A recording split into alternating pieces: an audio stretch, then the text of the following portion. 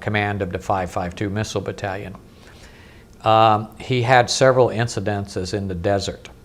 One of them is a cave that the GI showed him that was there, and it was always animals, had water in the cave, and it was a cool place to go out of the desert. And often many of the men would go up there and himself on, just for excursion and something to do. You got to understand, Red Canyon is very isolated from there's no stores or anything around. They built a church there, which I think was highly interesting. Later on, there's a story that involves that. But anyway, he went to this cave, and when he was in the cave, he tells the story of the first meeting with the alien in the cave. He said he was kind of laying back, sleeping, relaxing, dozing off, and all of a sudden he rolled over and pulled his gun. They always wore their gun whenever they were off their post up there. And he pulled the gun and he pointed it toward this form, he says. He didn't recognize what the form was. So he asked, he says, friend or foe? The form said neither. But he was very, very upset because the message came mentally, and he figures, how in the heck is this thing, and what is it doing?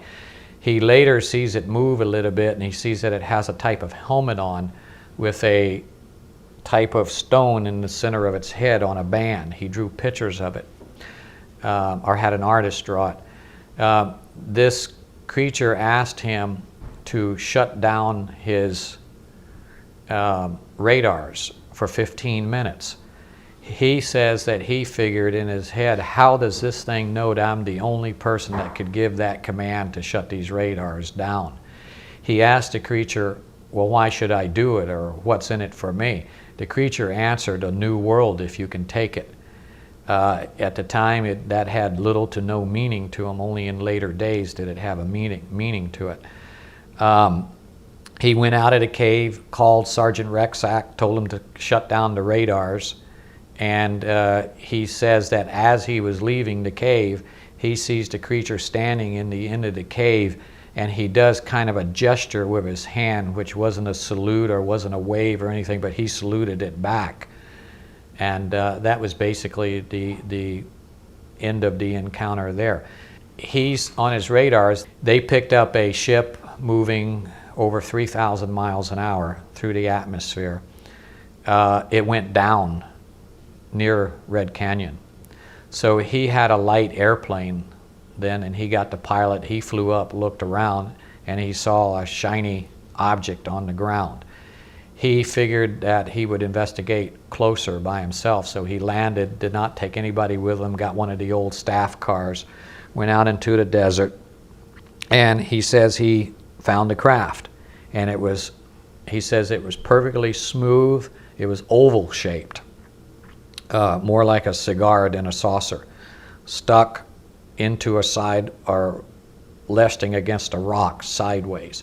He said this thing would fade out completely and then fade back in. He thought he was hallucinating, and he couldn't figure this out, what was going on. He was scared to death, he says. But he managed to take a tumbleweave and throw under it when it was faded, when it was gone, just to see if he was hallucinating or if it was real. It came back again. He says that he touched it. It was cool to the touch on the side. He says when it disappeared again or went back out of phase again, the tumbleweed was crushed, so he knew it was physical. He said there were footprints around the craft. I always felt like there was more there that he hasn't told, just my personal feeling, because you don't see footprints in the craft, I don't think, without having a second encounter. But that's my own personal view. He says the ship began to vibrate. He says he got scared. He jumped back in the staff car, threw it in reverse. It went flying backwards, and he says the motor stalled. He said he saw the thing rise up, turn, and go up into the air, and then it went into an envelope that it kind of imploded into. And he says later on he told von Braun about it. He told Olbert about it, which were on his scientific teams later on. He knew them because he was in charge of Operation Paperclip for President Eisenhower. So, you know, this is a man of credentials telling a story like this. My wife and I always said this story is bull, you know, are we to believe him? And this, I must say this about my father. When you see his presence on film, and if you knew my father for only a few minutes, he never would change his story. He would never make the fish longer. When he told the story, he would tell it in front of anybody. He didn't care who they were, credibility, credentials, or whatever. He would tell it the same as he would tell any other story about MIAs or so like that, or, you know, such. They would do research for the White House. They were part of Operation Paperclip. They would do research on, for instance, if you want to know one of them, that my dad was a declassifying officer on, is Project Horizon.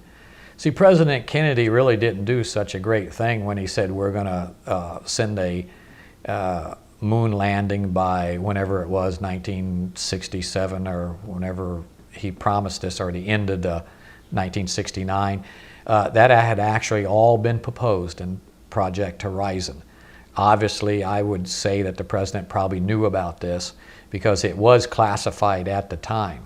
Later on, when it was put into the book, my dad was the declassifying officer on that, so he knew it was to put on. I remember seeing that as a boy by accident. I picked it up on his desk one day, and it was about an inch thick, and it had all color photos in it. And I said, wow, look at this space stuff, you know. And of course, I didn't know what it was, if it was a fiction book or what it was, but I do remember seeing it. He speaks of a man named Wilbur Smith, which was a great investigator of UFOs and phenomena, and built a lot of machinery for magnetism and, you know, along the Tesla lines. That was Canadian. He was disgraced. Dad says later on, Dad exchanged medals with him in the 60s. Of course, Dad has discussed this issue with many politicians. He discussed this issue with, of course, Strom Thurmond. He discussed this issue with the CIA Director J. Edgar Hoover. He's the FBI. FBI, I'm sorry, yeah. He discussed this also with CIA leaders. I don't know who they were, but he says really all branches of the services and the intelligence community. He briefed several of the chiefs of staff. They did keep the information from several presidents. They figured that they just did not have the matrix to be briefed on this subject. One was Carter. He would never know, they said. And there was actually a group of about 30. Now, don't pin this number to an exact number, but he said it's about 30 key generals and key military and key congressional people, such as he briefed John McCormick, Speaker of the House. I was actually under his patronage for a while. I worked on Capitol Hill as a Capitol policeman and as a page. And he briefed these people. He briefs Senator Strom Thurmond. Another congressman that Dad was very close to was John Feehan from Ohio. He briefed him. Why did they brief these certain people? It was part of my dad's agenda and others at the time to keep knowledge and secret and to let knowledge out in certain areas. And this was more or less a community of friends. There were many generals involved in this, and their pack was the last to die could tell. And the last that did die, you're blinking red, the last that did die was, of course, General Trudeau. And then my father told everything after General Trudeau. But if you notice, there was never a word said before 1992. My father was on the National Security Council as he wasn't, now this is a part here that becomes, Freeman raised a question, and it became very controversial when it should not have been.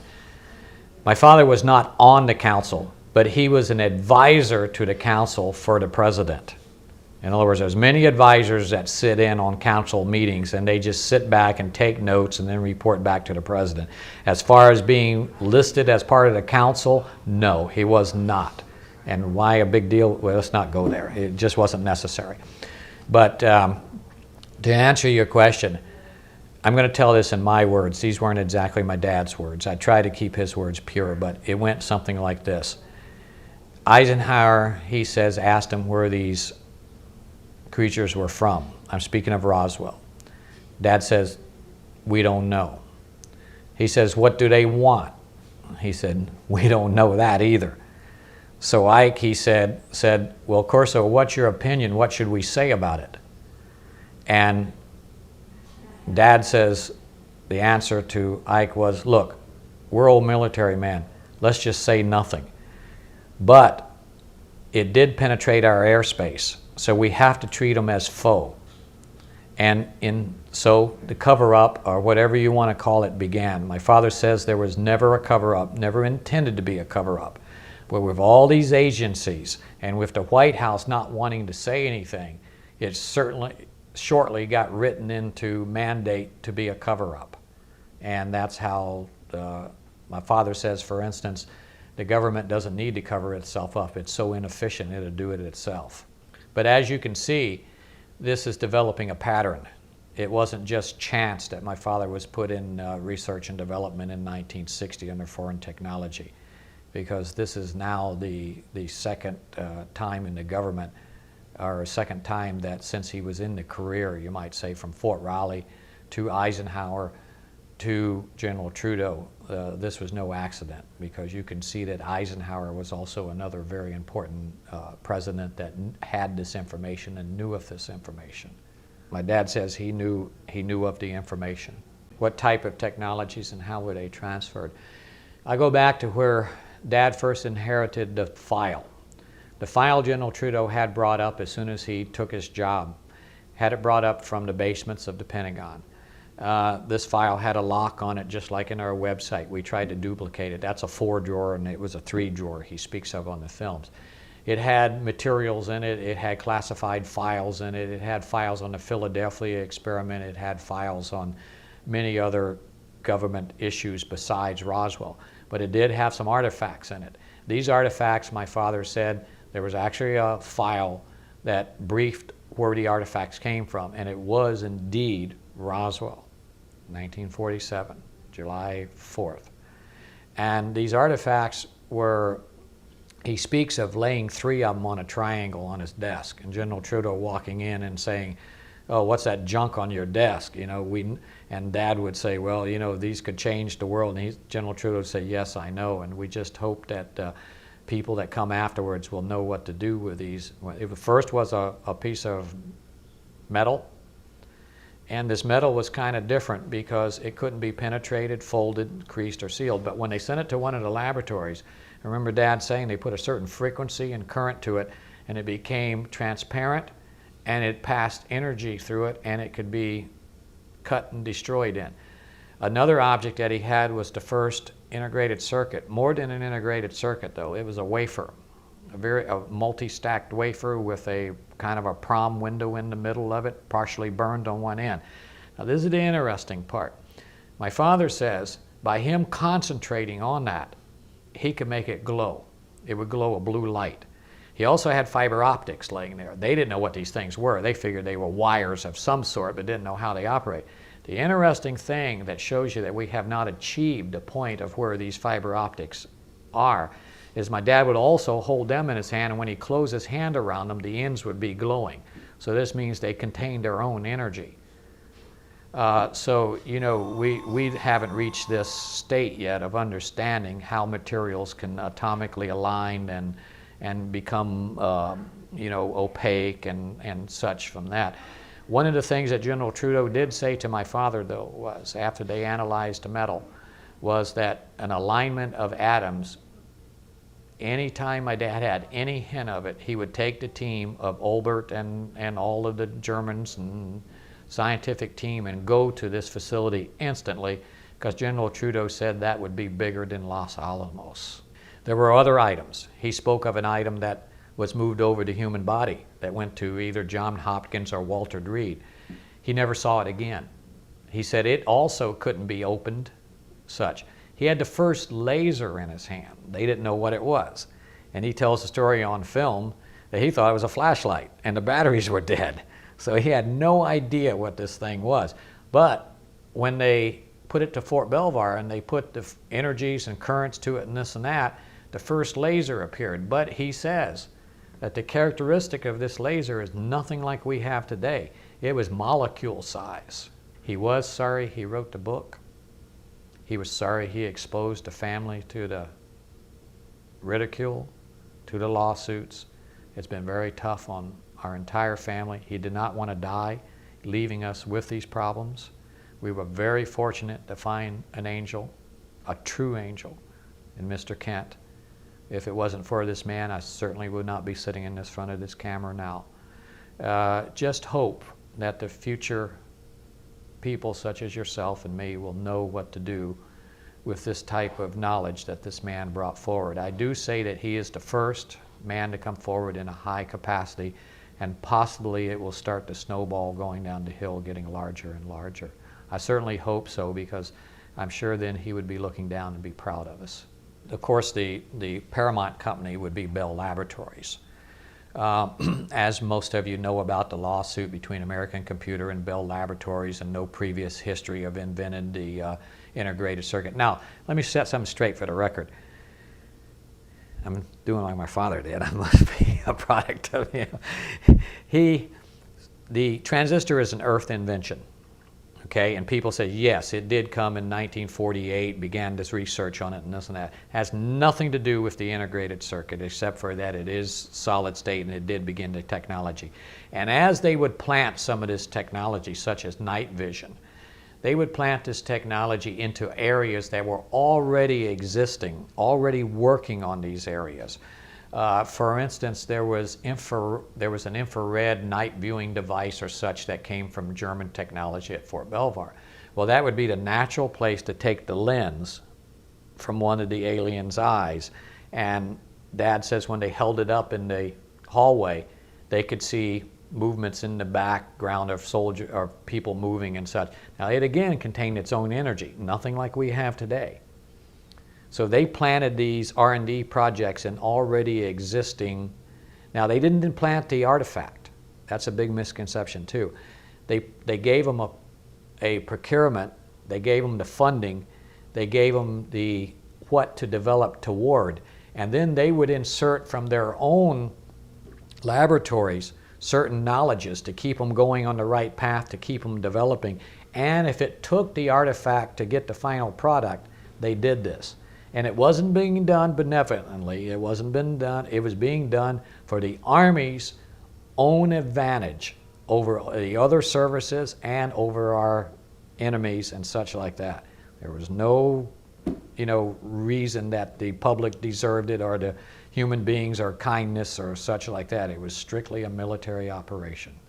He says that the Air Force had this material from Roswell, the ships, actually at Edwards Air Force Base, and that what they had was simply materials that were thrown into a Jeep. The reason he knows that, it was in the briefing file, in the file cabinet with the artifacts. Edwards Air Force Base. Now, Dad didn't tell that except for on his deathbed. I guess it's clear it was still classified. He had 9 levels above top secret. He was still, almost to his dying day, you could see him wavering between, sometimes he would say something and I would come back to him and he'd say, no, I never said that. For instance, he found a key. They couldn't get the ship opened up. So this is how I knew he was still in contact in later days, because they could not still analyze the ship. They had no way to open this ship. And he told me after he had his first heart attack that there was a key that they inserted, and lines, seams came out everywhere. The extraterrestrial looked like, the alien autopsy film? He was often asked if that was real. And he says, well, he can't testify whether it's real or not, but he says, let me tell you this. From an intelligence officer's standpoint, there's 3 items that whoever faked this film, if they did fake it, could not know. Number 1, there was no emphatic system. Number 2, it had 2 brains, 4 lobes. One of the brains was laced with ICs. Of course, that was not in the film, but it did have 2 films. What's an IC? Integrated circuit. The other part is that it had 3 eyelids. It had the outside one that was removable, had a membrane, and then the eyeball. So Dad says, whoever faked this, if they did fake it, had the same report that he had from Walter Reed. By the way, the autopsies were done at Walter Reed. He said that the EB was indeed part of the craft, integrated into the craft, and it was the propulsion system. Lack of a better word. There's really not a science to describe how the craft moved, but he said they knew it was integrated into the ship, and so were the other occupants of the ship, part of the guidance system, so on and so on. The ship was a living entity also. How did he know that? He knew that from the reports. They knew it died. It simply turned from blue to brown and died like a fish out of water, and so did the occupants shortly after. Now I'll tell you something about also the EB. He often spoke of a room in the Pentagon which you had like a jail door, and you slid it back and you went in there, and you were not able to take any pencil, paper, recording device or so, and you simply viewed documents, and then you came out with whatever you could store in your head. Once or twice, it led me to believe that there was something else that was kept in those rooms that would give information. He had a thread also that was from the clothing, and he says that the ship's skin, the alien's suit, silver suit, and his skin were all similar material. Absolutely, he was aware of other crashes. He says that the Germans told him that they had a crash, and that's where most of their technology and their advanced materials and their research, as we brought them here. And this was, part of a team that he worked with every day. He said there was another crash in 1957 in Corona. They knew that it was Stalin's #1 mandate to steal Roswell technology. So they began a operation to hide it. They felt that the CIA was infiltrated. They felt that their funding would be cut off. And they felt that there would be nothing done with this material if they did indeed leave a paper trail or such like that. Our family was shocked. I mean, we absolutely, were in disbelief that he could keep this a secret all these years. My mother would not be the type to even listen to anything like that. I'm sure that he didn't. I'm sure he never told another soul. Except for people that were in the loop. He says that this group of 30 that were in charge of this technology, he says it wasn't a written mandate for them. They were simply hardened battlefield officers, and they had an oath among themselves. So I guess men that you die next to and that you fight next to, that oath is probably just as good as if you signed it with the Lord. So I know my father never talked to anyone about this stuff. I'm positive. He told me many, many times that there were no borders and have not been any borders. He say him and others that were in charge and political, they knew by 1983 we would become a user country. And that means we would consume about 90% of the world's goods, and we were a fattened cow and would keep consuming it. This is the way the economic system is set up. He schooled me that he was taught by 2 popes the meaning of money. That was a deal he had worked out with them for doing certain favors for them, Father O'Flaherty and 2 of the popes, Pope Pius, I think, the 12th, and John the 5th or so, but don't quote those. I'd have to look in his records to see that. No, I was always a product of his schooling without me knowing about it. And now I see why. Maybe I have a job to do. He knew of this, yes. He knew of MIAs, Korea. He knew quite a bit about Vietnam because, of course, him and Trudeau were going to go there. They were one of the candidates to take over the job. Yes, the world is entirely different than most people think it is. That came in later days when he told me that, after the book. He says the Vatican is indeed a very knowledgeable source. My dad knows of the MIAs that were left in Korea and why and how they were moved to Russia and he testified on open and closed Senate committees on this. He says that the main reason that this was done is, of course, because of our liberal views, our sympathizing with communist doctrine during the time, blackmail. And it's in my father's writings in detail. And we did nothing. Did nothing. Right now, there's no civilian machinery to handle another crash. If it happens again, it will simply go to the military, and it will probably be the same situation that happened in Roswell. Even though the time is different, I don't think the military agenda is any different. It will come under national security, and it will probably be the end of it. I think that we need a movement that we, as people of the earth and people of the universe, that if a ship does crash here again, which my father said will happen, that we can be in charge of that or have salvage rights. My father, after the book, he never knew John Glenn, but for some reason, I guess he thought he was very important. So he made a trip to Washington. There was another reason he made the trip, to see Jean Dixon. She was very sick, and he went in to see John Glenn. And he gave John Glenn a document on an automobile, lightweight automobile. Now, whether it was a lightweight, impractical, or whatever, I don't know the entire, but John Glenn, he gave him the brief on it. It was about a 1/4 inch thick. And it was from one of the laboratories that was funded. This is one of the items that came out of the Roswell crash that no one knows about until right now, except for the people that actually built and were in on the secret project. But someone might ask John Glenn if he remembers my dad's visitation. I think it was in '98. They would absolutely put the end to anyone that does that. That is something that has passed through many generations of our government. Not to be done. In fact, even Teller was good friends with my father, and they knew that also. How they knew it, I don't know.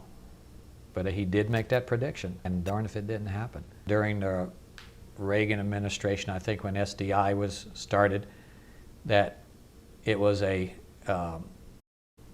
he told me later, you know, after '92 when he wrote the book, he says that that was a planetary defense system, and that leaders of the, most of the leaders knew that at the time. See, the Cold War, talked about as a Cold War, and he says the meaning was that it was an extraterrestrial war. He says they were terrorizing military terrorizing citizens and interfering with military facilities. I worked at Boeing Aircraft Company in Long Beach, California, and as a surface technician, working for the commercial side and military side of Boeing in Long Beach, California, formerly McDonnell Douglas Aircraft Company.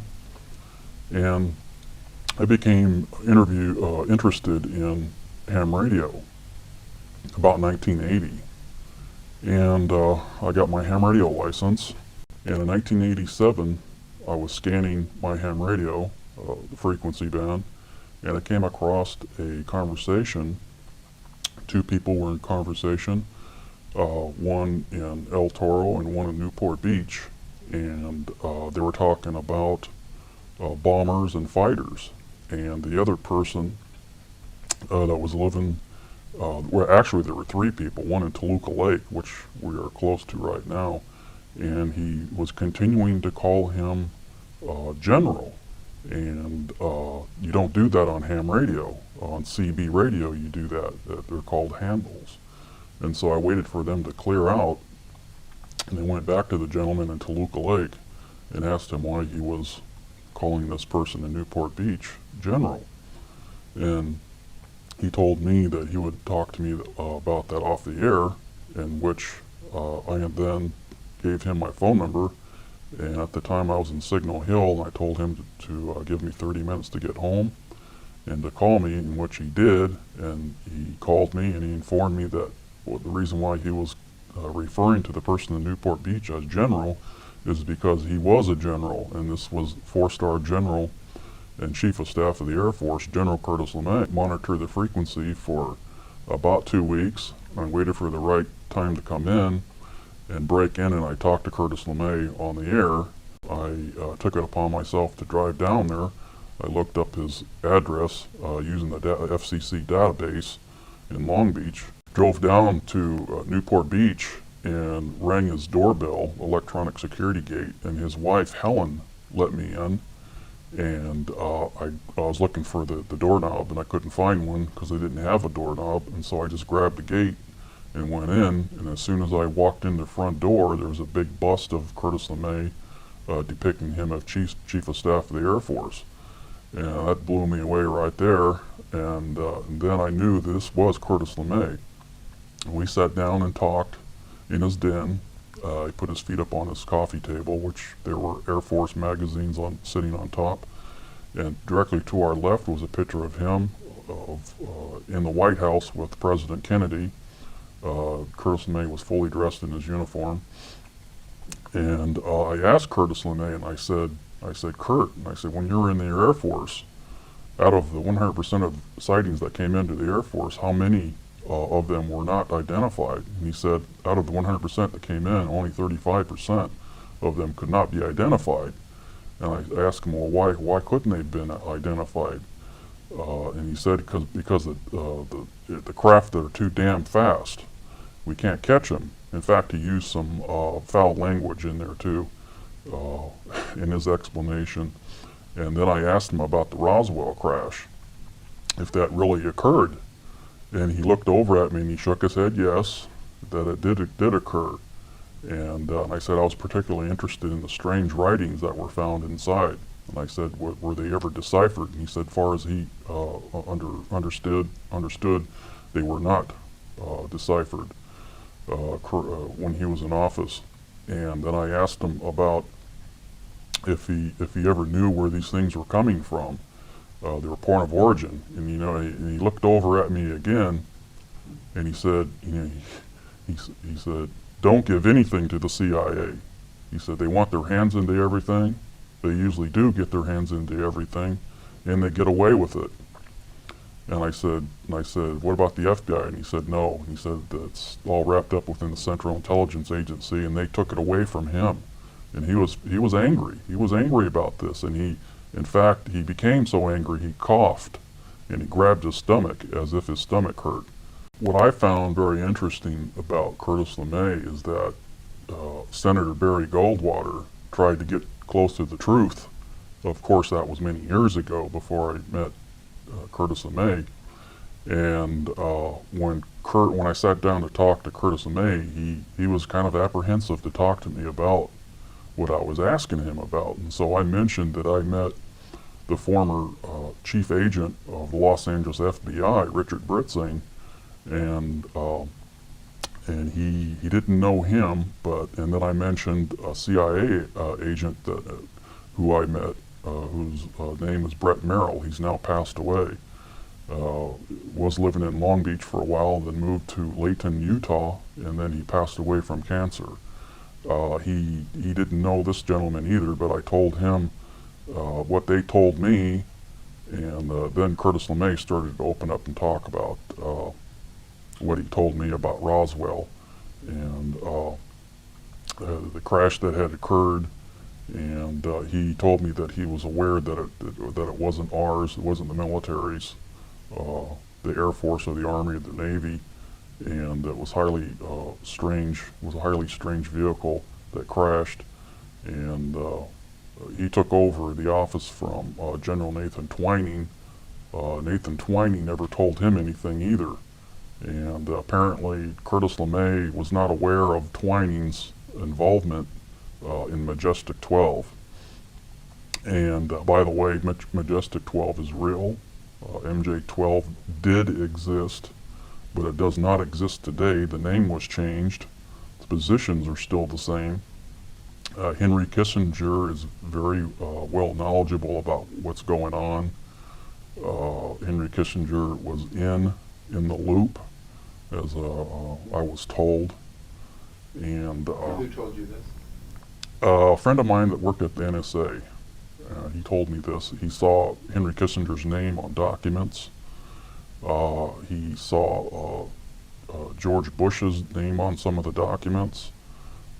He was made aware of what's going on in about 1978. Reagan was fully briefed on the alien presence. Reagan told Mikhail Gorbachev of Russia about 75% of what's going on, and then Gorbachev became very, very close to us. I find that highly strange. CNN reporter in Washington, D.C., the second time that Gorbachev came to America, CNN reporter was able to interview Gorbachev and his wife when they got out on the street and they drove the security detail up the wall. And a CNN reporter asked Gorbachev, do you think we should get rid of all of our nuclear weapons? And his wife stepped in and she said, no, I don't think we should get rid of all of our nuclear weapons because of alien spacecrafts. Now, CNN put this story on for the half hour, the CNN headline news, and I heard this and I jumped up and put a blank tape in to record the next half hour. Well, that story disappeared, and you know who did that, who intercepted that. That was the CIA that got involved with that, because I know they were monitoring CNN and all international headlines at that time, and they squashed that, but I heard it. And this tells me that my information is correct about Ronald Reagan, and from my NSA source. And it's just total overkill as far as I'm concerned. And it's just Congress needs to know about this information. The news media will not put the real information on because they still think it's a non-subject until somebody in power, such as the Secretary of State, the director of the administrator of NASA, comes out and says something about that there might be something to it. Well, I had told him earlier about some sightings that I was aware of in Nevada, near Mercury, Nevada. Near Tonopah, and he said that the FBI agent was, his name was Richard Britzing.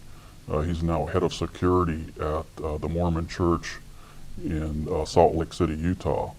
And he had referred me to the United States Air Force office in LA near the Los Angeles airport, off of El Segundo Boulevard in the 405 freeway. And that they would be interested in hearing reports of close sightings, very close sightings, and even landings of these things. And Curtis LeMay shook his head yes. And the CIA agent, Brett Merrill, told me that he had dealt with the United States Air Force regarding missiles to try to shoot these down when they come into our airspace. That's basically what the CIA agent told me, and he also told the agent told me that the CIA agent told me that he was aware of the situation, and it's extremely classified, but he was aware of what was going on. He was a national intelligence agent. He said that we had several of them in Nevada, over Ely, Nevada, and other portions of New Mexico near Albuquerque. This was in the late 60s and 70s. I've met a gentleman that was in the Army, in the CID, that was involved with several crash recoveries when he was in the CID in 1947, when he was inducted in the United States Army. He was in the CID, and several of his friends were in the CIC, counterintelligence, and they became very close one another, and he handpicked a friend of mine that worked at Boeing Aircraft Company in Long Beach to become a part of crash recovery retrieval in northern northern New Mexico, and apparently he saw some of the aliens and witnessed the craft, and he was put guard around this crash disc that had crashed, and they gave him a M1 carbine rifle to to guard anybody that tried to get close to it. And they were given orders to shoot anybody without authorization. They recalled him on several other crashes. They had to fly him with blackened out windows to several of the crash sites. And some of the crash sites were very putrid to smell, and they had to back up about 45 feet away from the craft to escape the smell. He said it smelled like rotting eggs intermixed with rotting mustard. He said it was just horrible.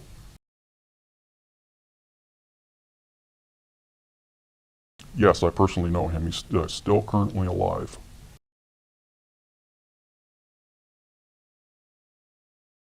Just one of the security guards that worked there that was working for the Treasury Department, and he left disgusted because of the low pay, and he picked up a job at McDonnell Douglas Aircraft Company because of the better benefits and better pay scale, and he knew people in the Secret Service, and even some of those people in the Secret Service know about the alien connected projects, and that the phenomenon is real. And I found that kind of funny because of they're not cleared to hear the information. They don't have the classification to hear the information, but yet people in the Secret Service know about it. And I found that kind of hilarious. And I interviewed this security guard at McDonnell Douglas Aircraft Company for about 45 minutes regarding the subject. He was trying to find out where there was one crash that occurred. One crash occurred in, he believes that from his commander, it occurred in the desert of New Mexico, northern New Mexico. And there was another one that crashed in Nevada, near Ely, Nevada. And the other crash, a total of 3, he didn't know where it was because nobody wanted to talk about it, and they were all told to shut up.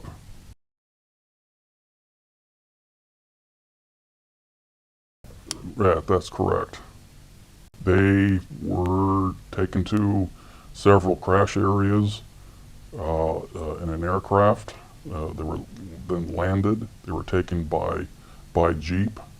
They were told not to look out the Jeep at all, to keep their eyes in one position. They were told not to talk to anybody. They were, in fact, one of the locations, one of the military officers said, he goes, "Gentlemen, we're not here on a Hollywood movie set. This is a highly classified mission. You're not even supposed to talk to your family about this." And they had to sign security oath statements that they would not talk about this for 50 years regarding the crash sites that they were taken to. These gentlemen saw, my friend had seen personally the dead aliens. They had almond-shaped eyes, darkened, rather large head, little bit larger than human head. Their bodies were about the size of about a 9-year-old child. Their hands were, they had 4 fingers, no thumb.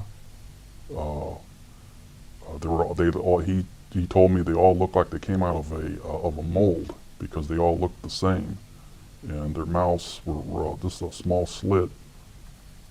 The typical description that's out in the field: real small ears, no hair in the head, just really strange looking to him. He thought they were probably a part of a genetic research, possibly of the Germans, but the technology that he saw in the craft could not be of German technology because of the fiber optics that were found inside, and some of the slide switches that they had inside the craft that we didn't even have, and nobody else on Earth would have that type of technology. What dates were these? Did he give you any specific or just a general? This was started in 1947. There were more crashes than Roswell that people don't understand. Is that there was one in 1948, and there was another one in 1949. The 1949 crash was a rather large craft, and the people inside were a little bit taller. They were about 5'8" tall, and these individuals' noses were quite long. they kind of looked like the ancient, not the Sumerians, but there's a race, I can't recall at this time, but there's they looked a lot like an ancient race around Palestine, probably about 3000 BC. He told me that he picked up one of these aliens and put it on board of one of the Jeeps. And he said it felt like, the alien felt like probably about 45 pounds at most, maybe 40. And they put him in body bags and took him to, and for hours, what he told me, they took him to Wright-Patterson Air Force Base at the time.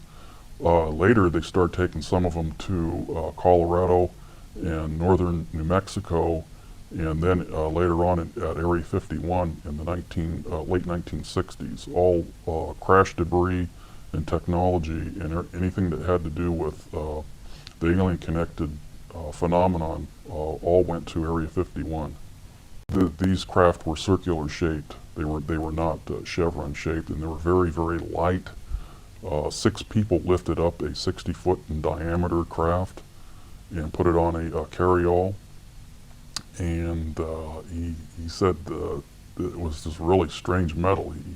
He rubbed his hand on it, and it felt really smooth, like somebody had just buffed it out with a buffer.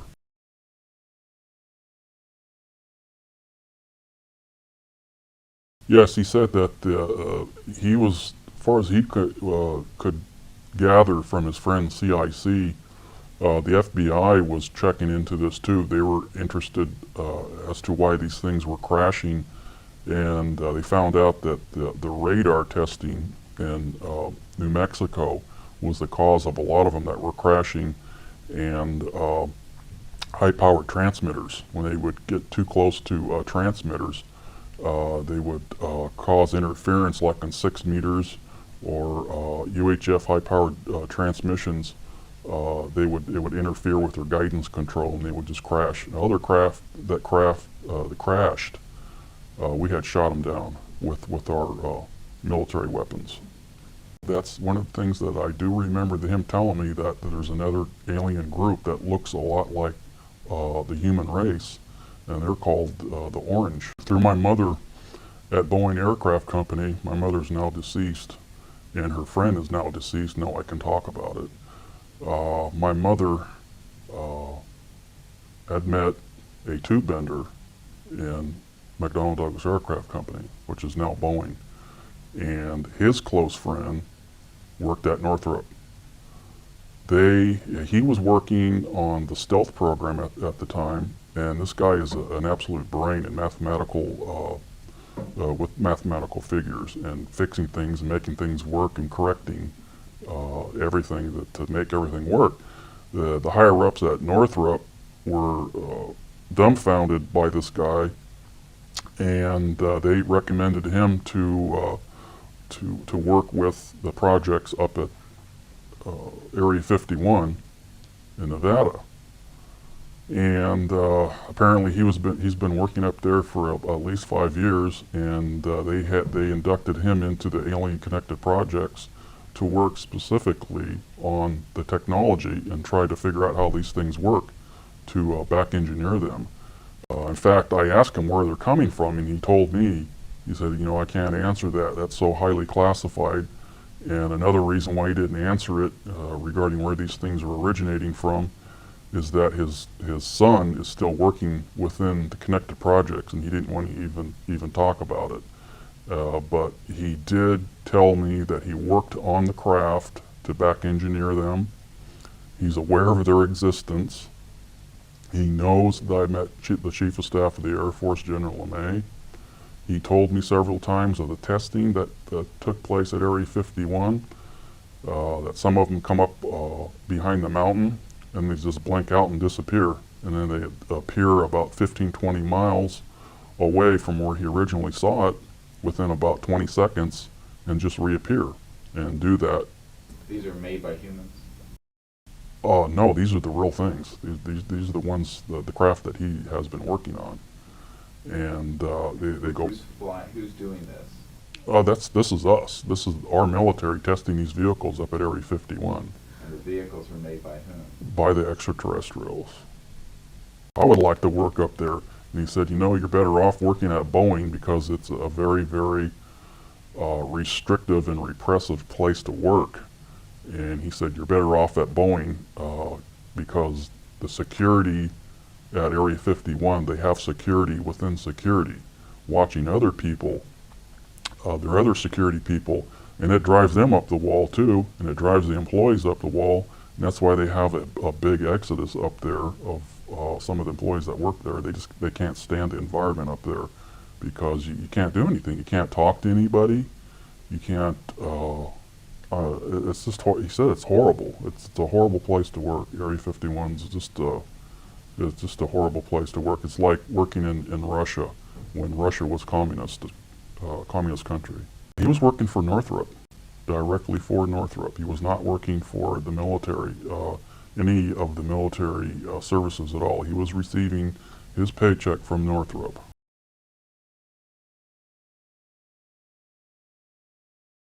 Oh yes, so does Lockheed Martin, Boeing Aircraft. They do trucking for Area 51, Boeing Aircraft.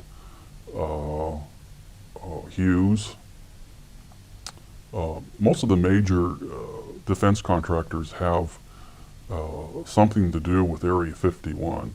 They're not let in to what's going on. They're not even allowed access to S4, Site 4, but they do truck for Boeing trucks for Area 51. I do know that for sure.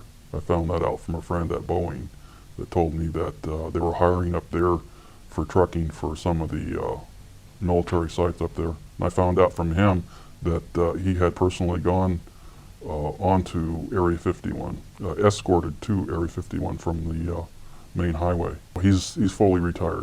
As far as he understands, there is an underground area there, and there's a lot of extraterrestrial debris down below Area 51 stored some sort of a containment area. But he has never seen any extraterrestrials at Area 51 walking around and conversing with anybody there at Area 51 or at S4. It's just the craft and the technology that they're trying to extract from these vehicles to incorporate that technology into our fighters and possibly some of our space programs.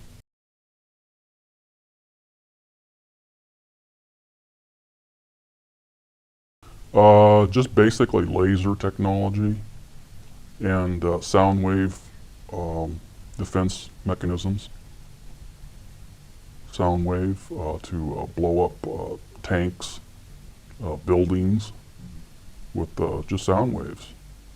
And some of the laser technology came from these craft he told me about.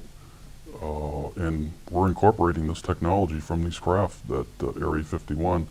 And I also found out that they are moving a lot of the personnel and some of the equipment and some of the extraterrestrial technology equipment and the craft to a base up in Utah. He mentioned there's a base here in California near Anza, California, and there's another base in the deserts of I believe he said Tajon or Tajon. I believe he said Tajon, I believe. I believe that's the word that he used. There's a base near Lancaster and Palmdale area. And near, this is very funny, it's near Northrop. There's an underground area out there too that he was aware of. And but he particularly mentioned and stayed focused on Anza, California. There's some underground areas up there too that they're researching some of this technology and at March Air Force Base through Project Red Light.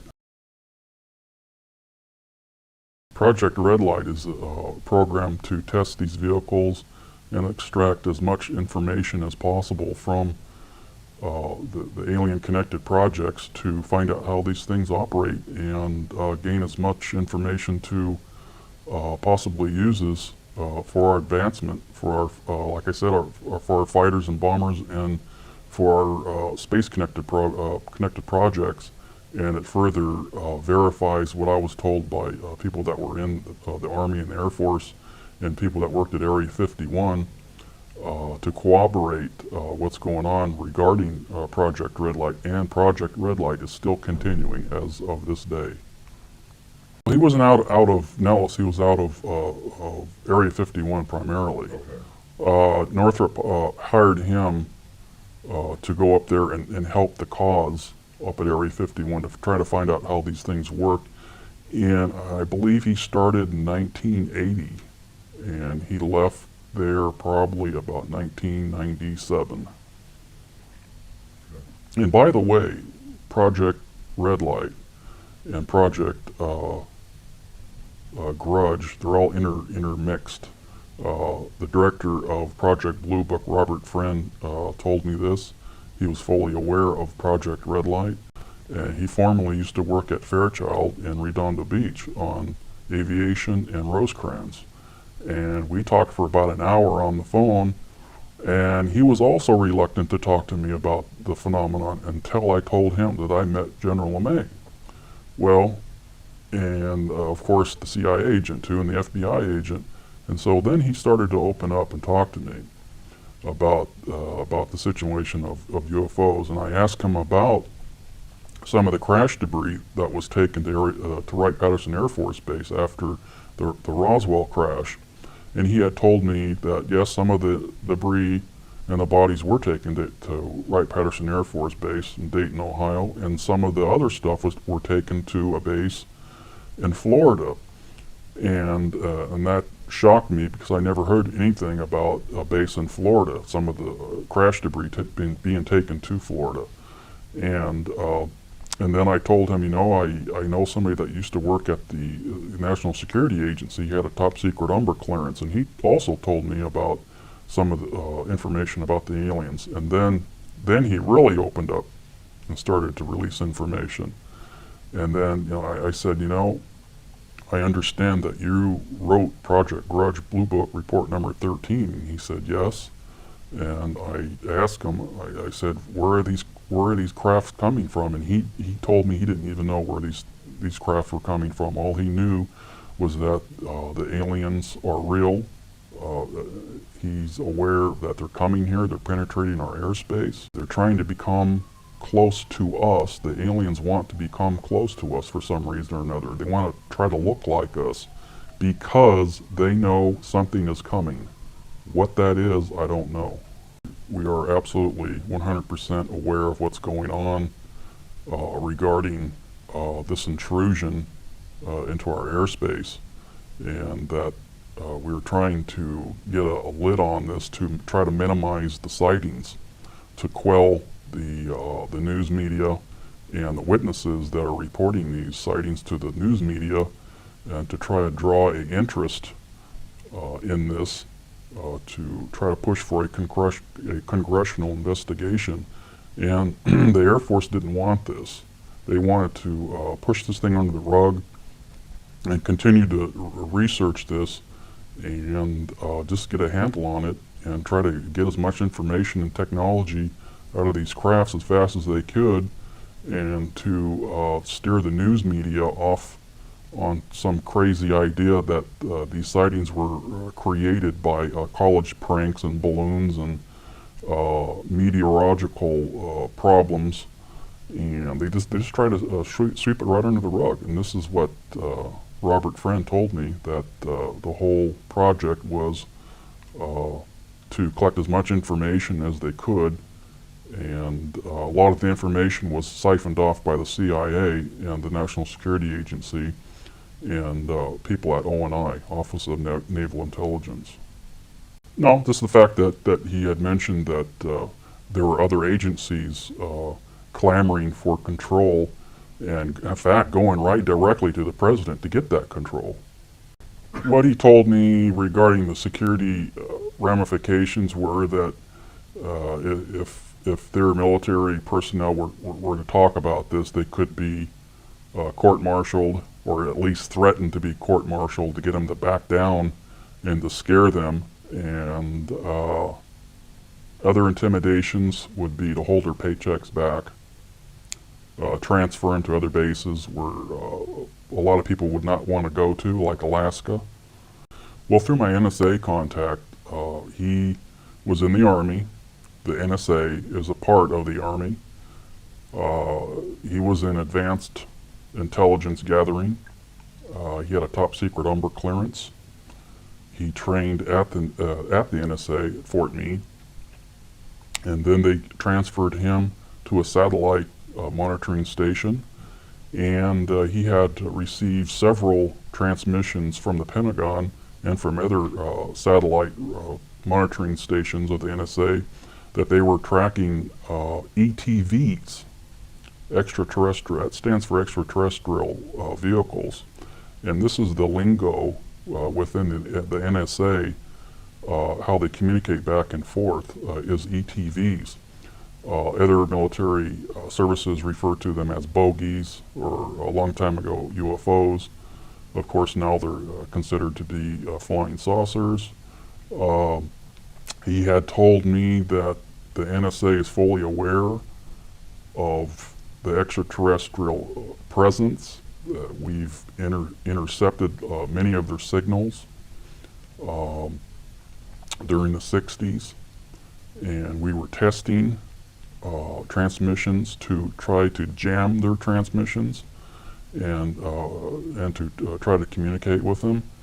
And he had told me that he was aware of top secret bases in Colorado that were monitoring the situation, and there is another base in London that is also monitoring the situation regarding the extraterrestrials through MI5 and MI6.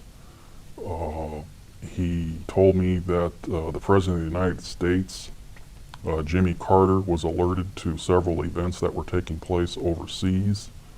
He had handled that transmission personally.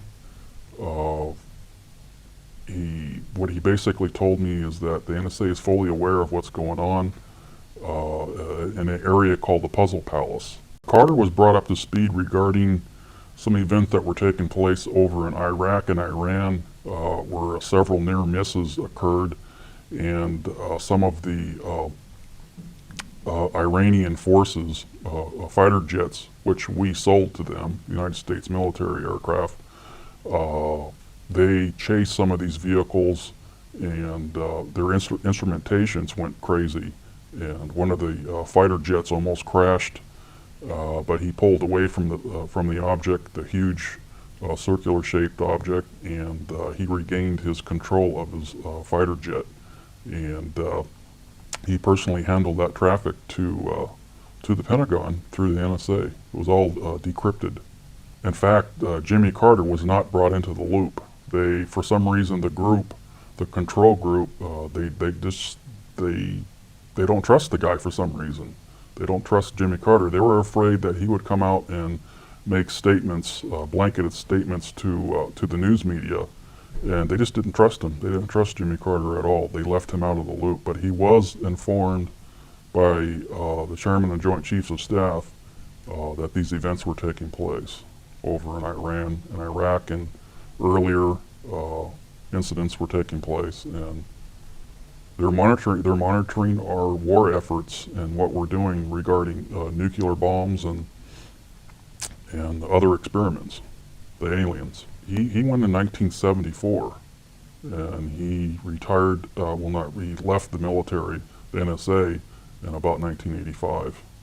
He said that Henry Kissinger was involved with a study group back in the 50s to study the ramifications of this information if it had leaked through a credible source, what would happen.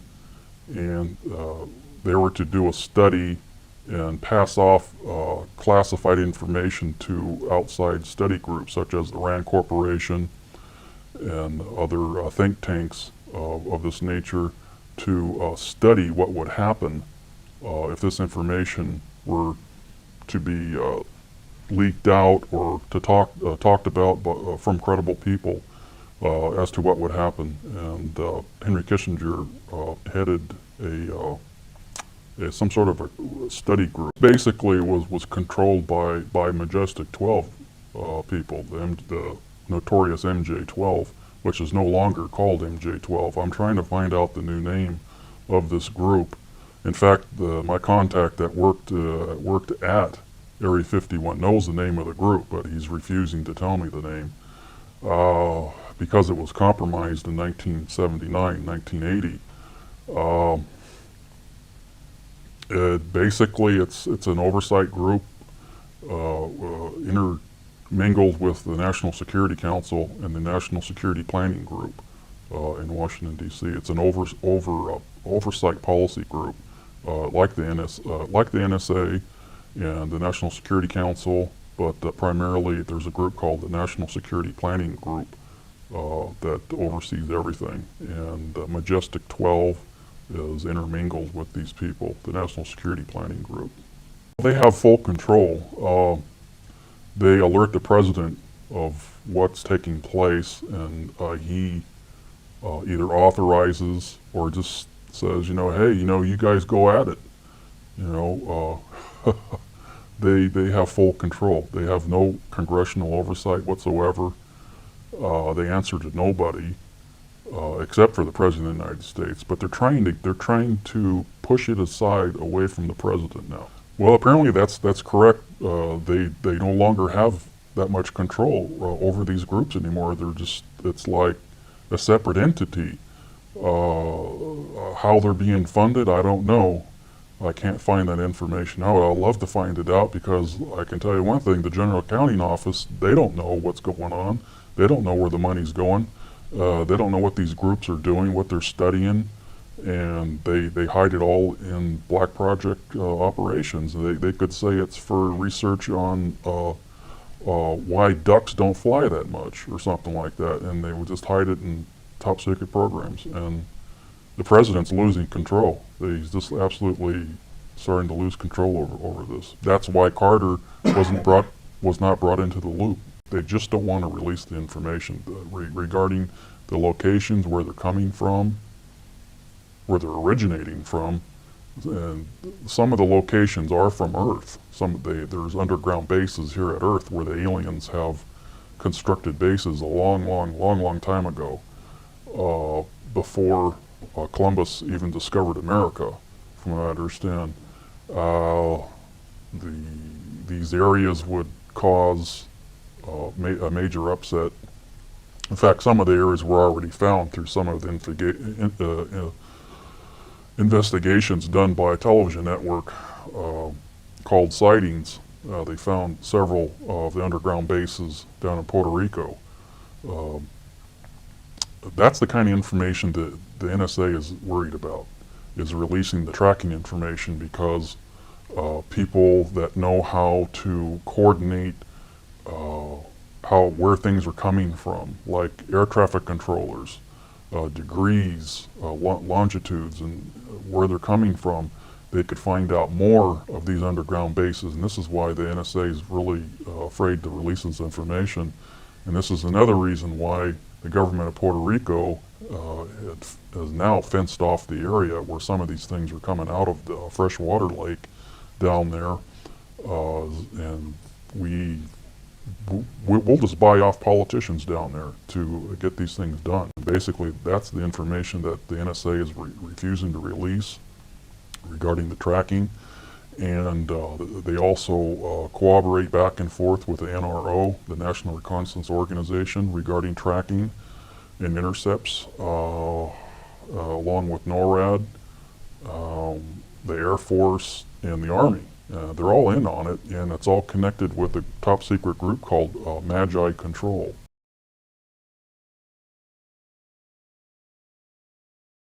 Magi Control is controlled by Office of Naval Intelligence. It's a top secret collection group like the Central Intelligence Agency and the NSA. In fact, the ONI is just like the CIA. It's a top secret organization within the Navy, out of ONI, to collect top secret information, collect information on foreign dignitaries, foreign leaders, the Alien Connected Project primarily. It's similar to the NSA and the CID. It's all encrypted information. They have agents out in the field, just like the CIA, collecting information. It's all very, very top secret.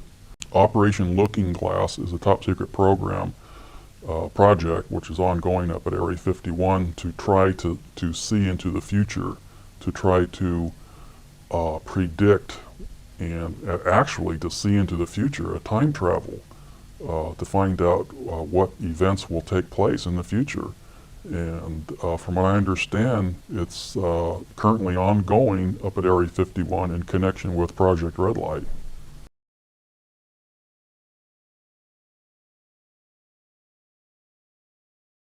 I heard this from a CIA buddy of mine, the same CIA agent that passed away from cancer up in Utah.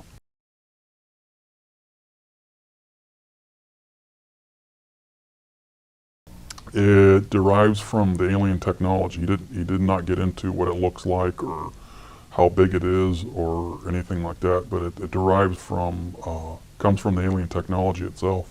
The aliens can go into the future and find out what events will take place many years into the future, and they can also go back in time too. Of course, anti-gravity. Most of the craft operate on anti-gravity and electrogravitic propulsion, and oh yeah, of course, the aliens are at least 4,000 to 5,000 years advanced in our current. Back in 1947, I would say, but we have jumped so fast in our technology, of course, with their help. Back in 1947, the scientists would say, wow, these guys are at least 4,000 to 5,000 years advanced in us, over us. But now, I would estimate the alien, if we would say an F1 would crash now, without any help to where we're at now, our technology, we would say they're probably about probably about 400 years advanced over us with technology, without any help from them. If something would crash now. Oh yeah, we're just about at the conclusion state right now regarding anti-gravity. That's why these cute little toys are now coming out that are anti-gravity, like the little top that sits there in air and spins. I'll give it maybe about 15 years, and we'll have cars that will levitate using this type of technology. Oh yeah, we're doing it up at Area 51 right now. It's, some of the stuff that my buddy worked on up at Area 51, who lives now in Pahrump, Nevada, through Northrop. But yes, we're flying vehicles up there right now, and in Utah right now. They had to have them up at Area 51, and they sent them right up there. Gave them the clearance, top secret CARV clearance. Bob Lazar would probably recognize that clearance. It's called what? Top secret CARV. C-A-R-V-E? Right, to carve a steak or something, or carve a turkey. And oh yeah, he's aware of where the aliens are coming from, where their point of origin are, and he's just refusing to tell me this information. It's just so highly classified. Is he retired now? Oh yes, he's retired. Well, I know that Lytton is, for an absolute fact. Lytton, Hughes Electronics, Optical out here in California, next to the Los Angeles airport. Well, McDonnell Douglas Aircraft Company was at a small level. Now they're at a big level now because Boeing bought McDonnell Douglas Aircraft Company out. I know that Boeing is at least the transportation mode right now, but they will get into the aircraft mode year 2001 to help them out with the projects in Utah and Nevada. In fact, Boeing has an operation in Salt Lake City, Utah right now, so that's not going to be any problem for our government to pull them right in because they're right in they moved Area 50, most of the stuff from Area 51, at least 35% to 40% of Area 51 to Utah. Just basically those companies, and of course Lockheed and Northrop. Well, primarily people that work at Area 51, if they want a new 4x4, they'll get it. If they want special foods according to their taste, they'll get it. If they want pay increases, they'll get it. They don't have to strike like people working for other companies. You know, for a union or non-union company, they don't have to strike. They'll get it. Yeah, they live like kings. From all of the contacts that I've met, my final conclusion and my thoughts about this is that the reason why our government's afraid to release this information is because of religion.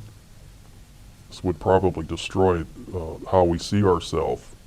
I think they should start releasing some of the information that we have managed to collect on Mars regarding the face on Mars, which I know for a fact is real.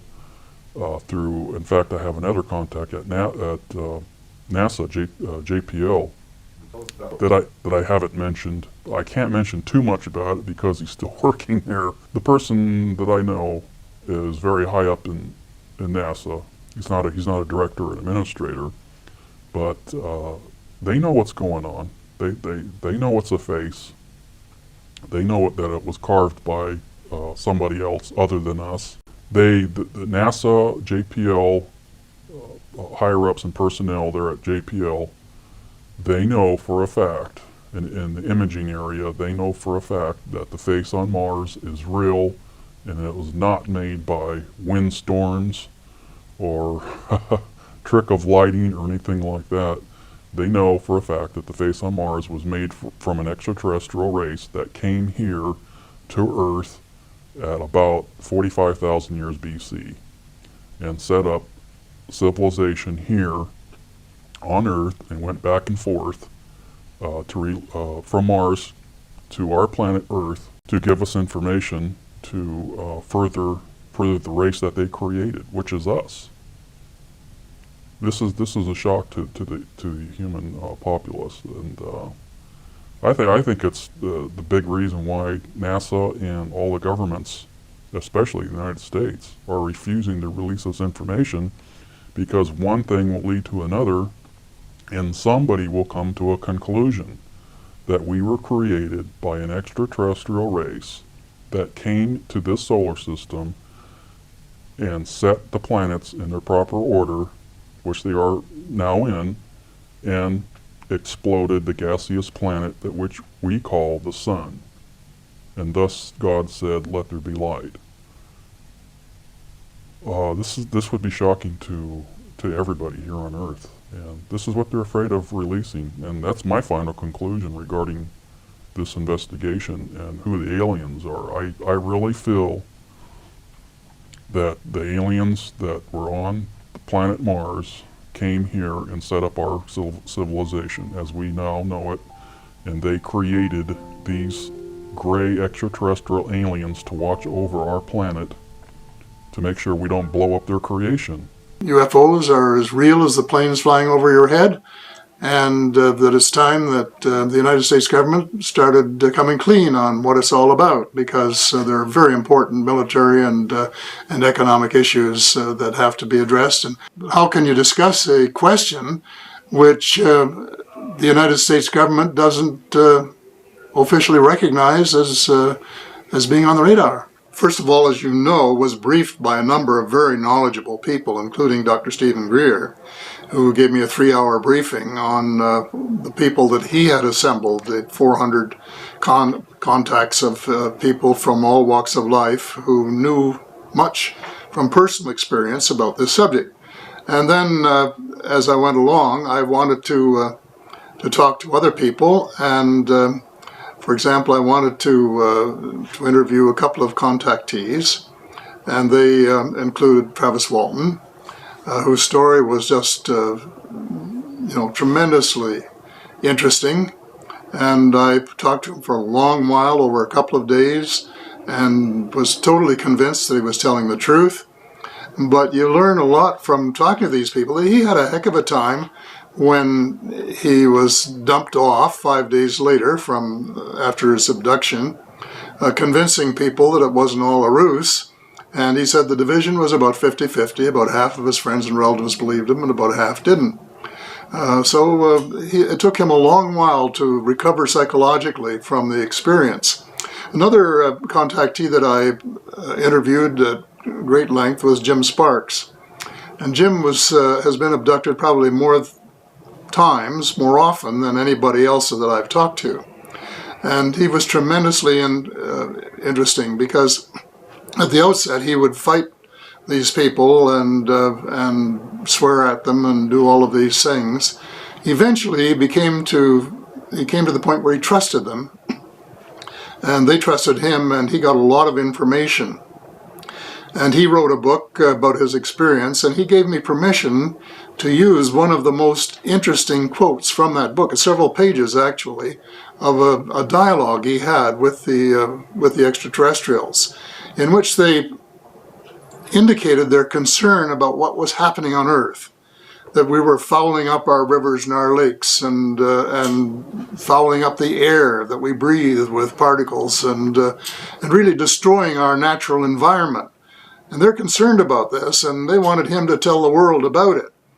And so they of course encouraged him to pass the word along, which he's been doing both in lectures and through his book, but also to plump for amnesty for a lot of people in the event that the government does decide to open up the windows a little bit and let the light shine in. And the reason for that was because some of the people involved in what they call the black operations, the reverse engineering of the technology that came from the crashes and other contact with the extraterrestrials, is so interesting and so secret that certain elements of the United States government wanted to keep it secret even from their political leaders. And they've been working underground for years and years and years, and heaven only knows what they've accomplished. But in my opinion, it would be a very great deal. And certainly one of the things that I want to know is whether, in fact, they have developed exotic fuels like zero-point energy and cold fusion, as some people who have worked there have indicated that they have. Because this is the way that we could transform our world in a time frame of maybe 10 years or so, and save it from global warming.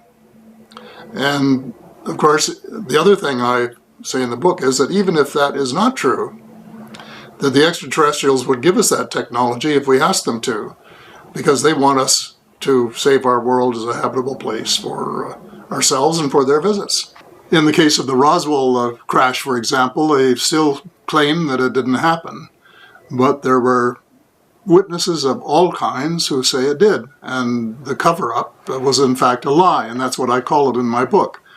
And they started working on reverse engineering immediately after that, and had some of the best brains in the United States working on it, and have had ever since. So the distance they have come in 60 years or more is I'm sure, incredible, and that they have developed probably spaceships, and they have probably developed exotic fuels, and there are all sorts of things that the United States people and the people of the world have a right to know about. And that's the reason that we should never give up until there is full disclosure. But this has to be done by Congress. This has to be done by the people who have been funding them without knowing what they were funding. Because it's not something that one person would want to undertake on their own, say the president, for example, because I think it's just too dangerous.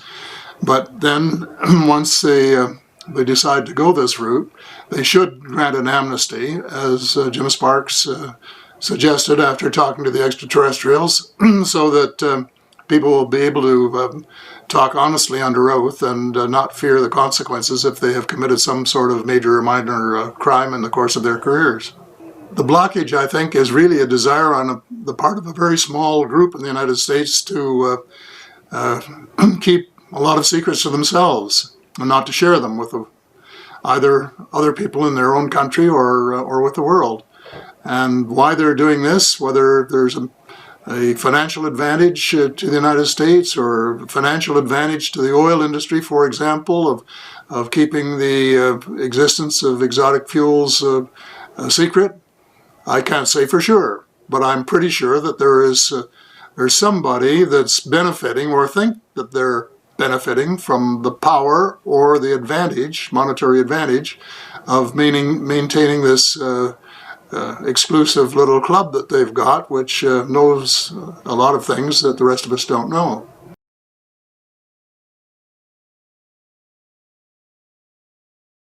Yeah, I think they're benign, but there are, as you well know, several species that we know about. And of course, the United States government sometimes has told people that there's one species that is not, but they never say who it is or which one. And consequently, there's no way of checking it out without this kind of disclosure that we're demanding, because they may just be putting us on as an excuse for spending hundreds of billions of dollars to arm Earth against the extraterrestrials. And this is, I think, something that bothers me a lot or concerns me. I think the public is prepared to accept it. Certainly if it is revealed in layers and not all in one fell swoop, because it takes getting used to. I went through this too. You start out knowing a little bit and saying, well, this is fine, and these people are benign, and they've got a lot to teach us. And one of the things that comes through loud and clear from all the research that I've done, that they are in fact more spiritual than we are, that we're less spiritually advanced than they are. And so we should look at them not as enemy, but as brothers and sisters, and try and work with them for our own benefit and theirs as well. But I think, you've have talked to a lot of people who realize that at some stage this UFO file was turned over to industry, and the US government lost control of it. And ever since then, and it's a long time back, it goes right back to Eisenhower's day, and this was the reason he was so concerned about the military-industrial complex. He said that we should beware of them and keep an eye on them, because they would do things that were in their interests and not necessarily in our interests. And this, I believe, is exactly what has happened. That a small group of people benefit from this aura of fear. And you know Dr. Carol Rosen, as I do, and she worked with Wernher von Braun for some time. And he kept warning her after he sort of mellowed that this industrial military complex had to have an enemy in order to justify such huge military expenditures when people are starving all over the world and dying from lack of medical care and so on. And he said first it will be the communists, and they had a good run at the communists. And then he said it will be the terrorists, and now they're having a good run at the terrorists. And then he said it will be the extraterrestrials. And now they're trying to get money to establish a base on the moon and do other things, which some of us feel is probably more military-oriented than it is scientifically oriented, at least as much so. And without really the American people ever having given sanction, they have no mandate to do that. No government has run on the platform of spending public money for the militarization of space. On the contrary, I think most people say, hey, this is a common area. It should be available for the utilization of all mankind and for the betterment of all mankind. But we've got this roadblock, as long as a small, well, I call them cabal in the book, who are the hardcore of the shadow government that everyone talks about, which I also talk about in the book, refuse to come clean, and I think that they're going to have to come clean at some stage, and Congress is the organization that's going to have to force them to do that. I think we live in an unhappy world where many things are going wrong, and I start my book out by saying I think we have about 10 years to turn around and convert from fossil fuels to a new exotic energy or energies, not the 30 or 40 years that all the politicians are talking about, because that, in my opinion, will probably be too late. And the global warming will proceed to the point where some countries are devastated, like Bangladesh, for example, which could wind up underwater, and many of the Pacific Islands, and maybe eventually Manhattan, who knows. And so we're headed hell-bent for our own destruction if we don't change. And yet you go back and read history, and I have a section on this, of almost every major religion at some stage has taken on some other major religion and attempted to kill them off, or some of them, while at the same time proclaiming in their basic rules that they believe in treating other people the way they would want to be treated. And yet in action, they do just the opposite. And I'm calling for a year of forgiveness, where all of the people who have fought others over the last 2,000 years or more forgive whoever did it, and it's two ways in almost every case, and then start cooperating in building the kingdom of God, which I define as a world where everybody has enough to eat, and some clean water to drink, and a roof over their head, and enough clothes to be decent, and sufficient access to education to give them a reasonable opportunity to be able to use their skills creatively. And this would produce really the kind of world that we all talk about and dream about and hope about, but do very little about. And it's interesting, if you want to go back to the UFO thing for a minute, that one of the early Canadian pioneers in this field, Wilbur Smith, who had access to information from the star visitors, as some of us like to call them, said that we've reached the stage, and certainly he got this from them, where we have to choose between good and evil. And if we keep on doing evil against our fellow man, in the generic sense, the world is doomed. Whereas if, on the other hand, we were to choose doing good in all of the ways that are open to us, and especially with all of this technology, then we could create a world which would be absolutely stunning in the opportunities that it provides for everyone. So this is the point that we're at, and I think the extraterrestrials are very, very interested in which way we go, whether we go forward, which I would say was the way of cooperation, or whether we just keep on saying, well, my power or my wish to be president of this country or to be the dictator of this country or whatever is such and so strong, and I have such a reason for it that I'll be glad to use armed forces to kill my enemies and lock them up if they get too powerful, and so on. In other words, the things that we've been doing and are still continuing to do in many parts of the world. The issue that is most urgent at the moment is changing the world monetary system, the banking system. And this is a long story, and I know you don't want to spend a lot of time on it, but it is critically important. The banking system that we have is, to put it bluntly, legalized fraud, to put it in bold terms. And we have to change it for the benefit of all. There are many things in my book that you will know from having read it, where I talk about the world being run by a very small group of elite people who are immensely wealthy and who want to stay that way. They want to have the stranglehold on the resources and the wealth of the world. And so they have introduced globalization, which really hasn't benefited anybody except them in a tangible way. And and they want to keep a banking system which has brought more than 25 recessions and depressions to the United States in the last 120 years.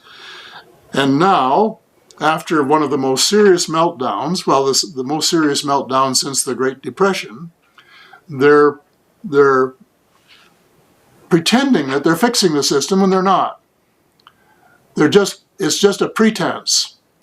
And they're pretending to slap the hands of the bankers who are responsible for it, and it is just a tap in the hand. It's like finding a prostitute $20 for being on the street, knowing that she's going to go back out the next night and earn more than that. And the banks are doing exactly the same thing. They're just laughing all the way to their balls.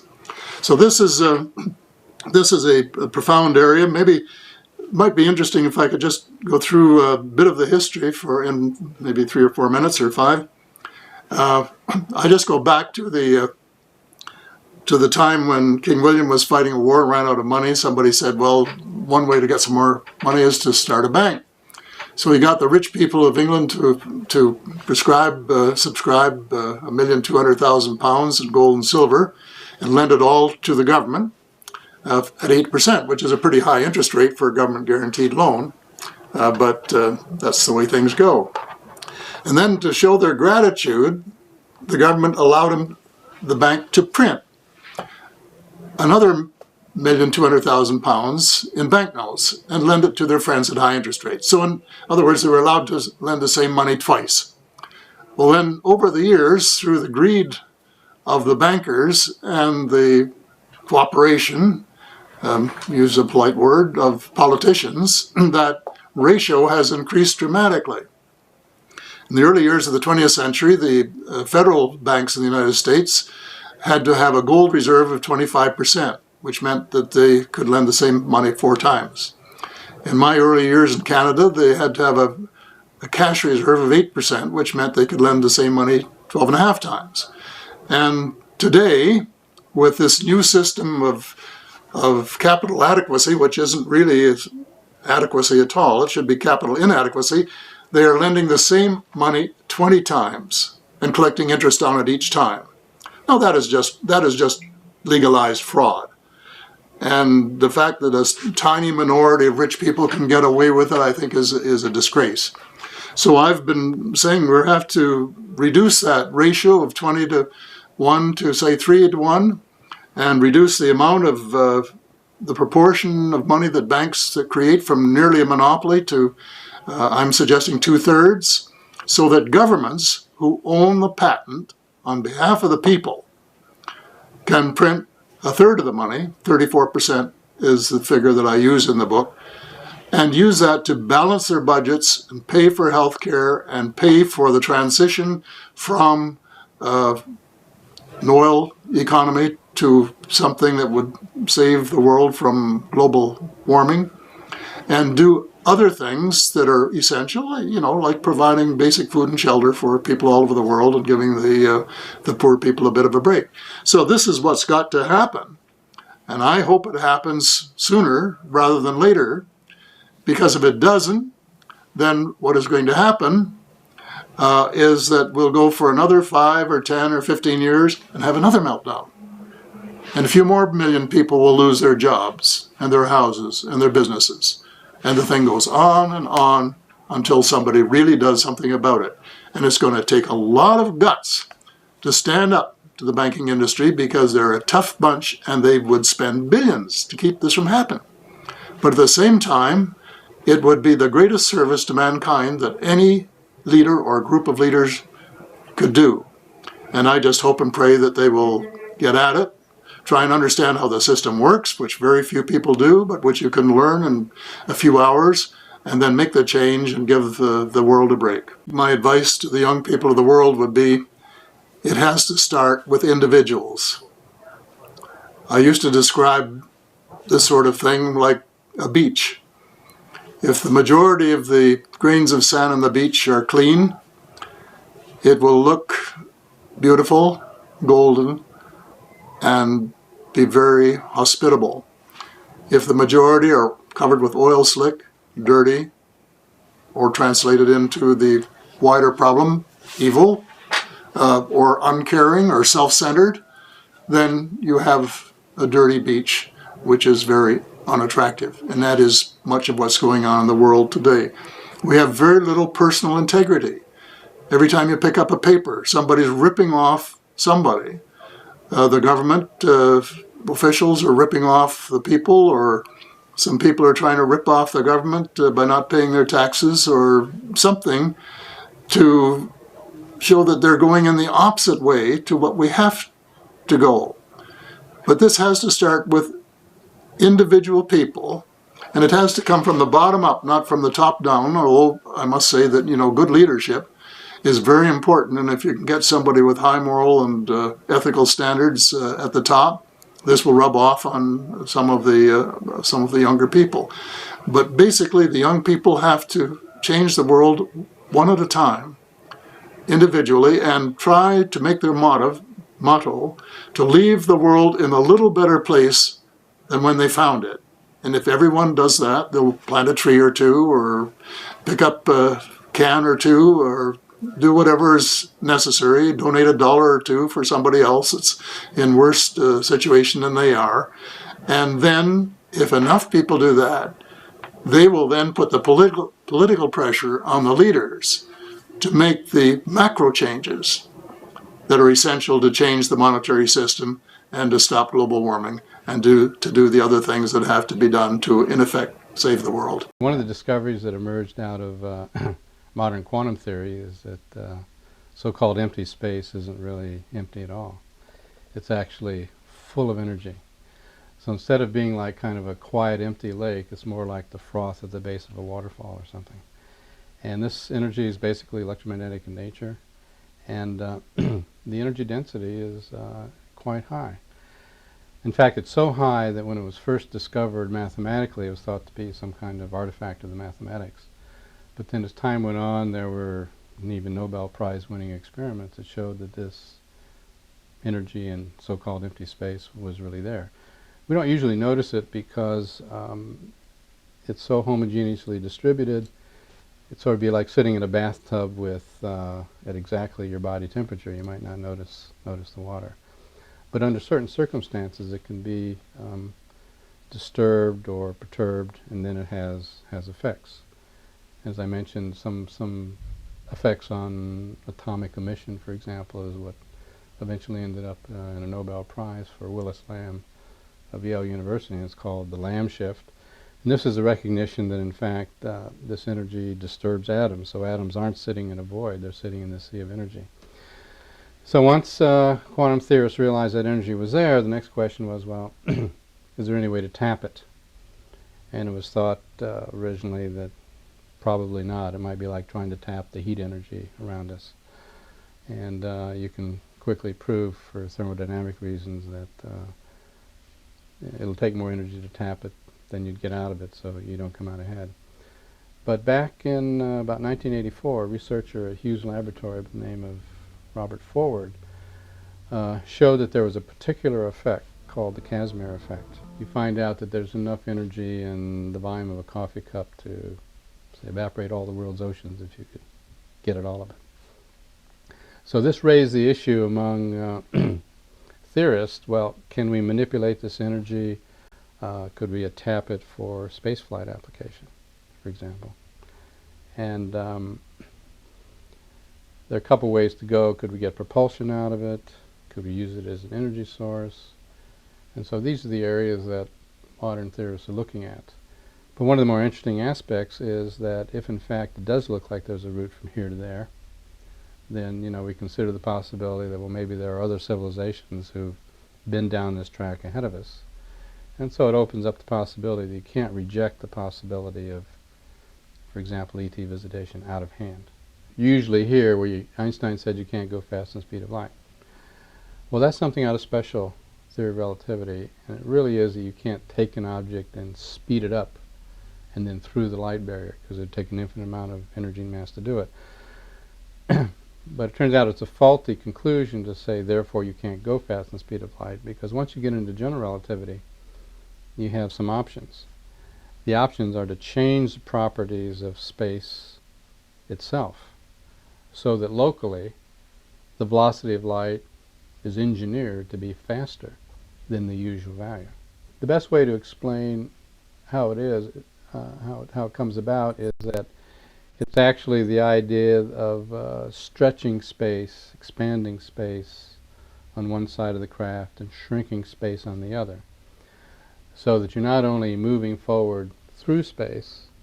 If the space itself is like moving forward on a rubber sheet, while at the same time you're pulling the rubber sheet and expanding it, so then relative to the outside environment, you can be going at, say, the speed of light along the rubber sheet, but if the rubber sheet itself is moving relative to the rest of the universe, then your net motion is faster than the speed of light. So the implication then is, well, if you can manipulate this zero-point energy C, get it out of the way, then if something tried to accelerate you, it would be easy. You would have no, quote, inertia. It'd be, rather than using humongous amounts of energy to try to propel you through this tremendous force drag that you get from the vacuum fluctuations, you could throw BBs out the back, I suppose, and take off like a shot. And so, in fact, the Air Force was sufficiently interested in that they set up a program called mass modification, in which I and my colleagues were interviewed to find out all the details of our modeling inertia as a vacuum fluctuation phenomena that might in principle be manipulated, to see if there was a possibility in some far distant future of reducing the inertia of a spaceship so that ordinary propulsive means could be used with relatively low energy requirements. And so they did a year-long study and went around to various universities and laboratories and asked people to tell them about experiments they might be able to do to determine whether our model was correct. So again, there's another indication that these are not just fringe scientists with science fiction ideas, but that basically these are kind of mainstream ideas being published in mainstream physics journals and being taken seriously by mainstream military and NASA type funders. A whole volume of space would be in a special state, so the pilots, for example, would not feel inertial forces either. And so under those conditions of promoting a situation in which you get rapid inertia of a spaceship, the people inside would, under those same space manipulated conditions, not feel tremendous inertial forces. Here at the Institute for Advanced Studies, one of our main interests is exploring the possibility of tapping or mining this vacuum fluctuation energy, zero-point energy. By the way, we call it zero point because even if you froze the universe down all the way down to absolute zero, where most motion would be frozen out, this energy would still be there. It's a very fundamental kind of energy. But we're looking to see if we can extract it for many uses, not just spaceflight application. I mean, the grand outcome would be that if you could use it to power everything from electric toothbrushes to aircraft carriers to automobiles to homes to space flight.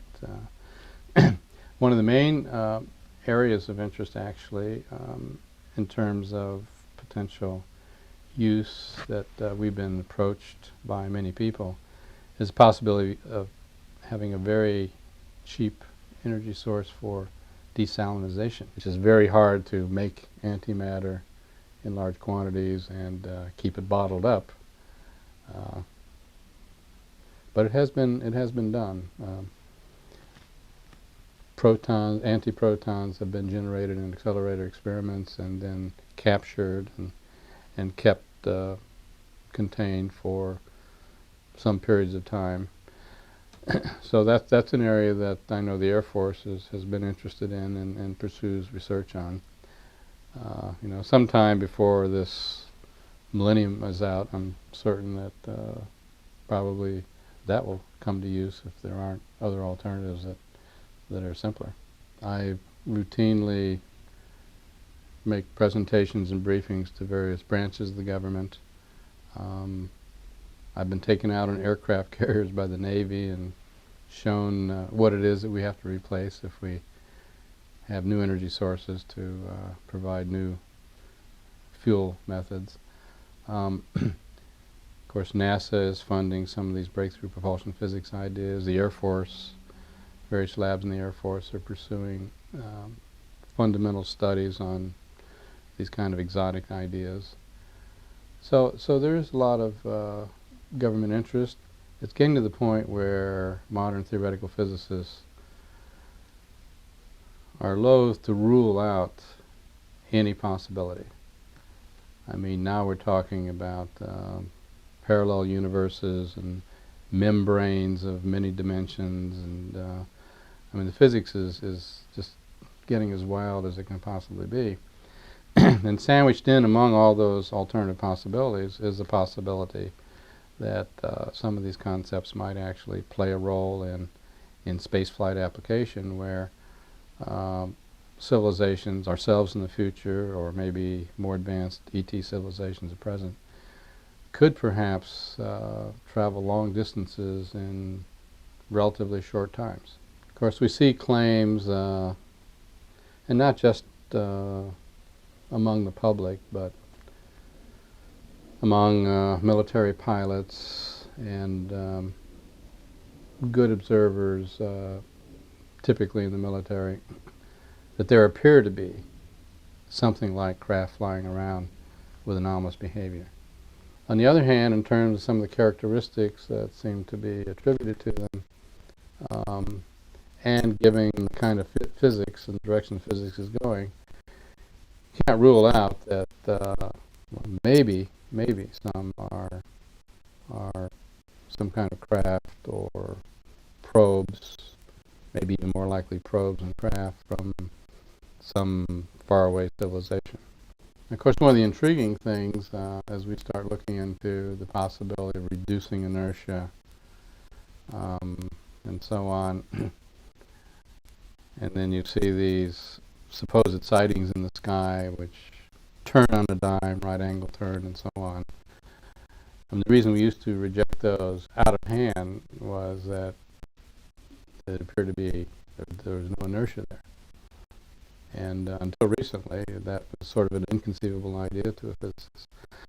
So I think a physicist is probably pretty justified in saying, you know, that doesn't sound like anything I can imagine to be a craft. Could imagine it to be some form of plasma phenomena or whatever, but not a craft. And so now, as we get this new evidence that, well, okay, maybe inertia can be modified, then it does make you sort of sit back and take a second thought about it. But when you consider that our electromagnetic technology is, you know, a century old, basically, and then realize that you could have advanced civilizations out there that are millennia beyond us, there really is no way of saying whether they might have some other way of making contact or find other ways like wormholes of just sending probes here or whatever. It could be well beyond our imagination. The case that NORAD has uncorrelated targets that they can't account for. And from time to time, satellites see things called fast walkers, which seem to be energetic signatures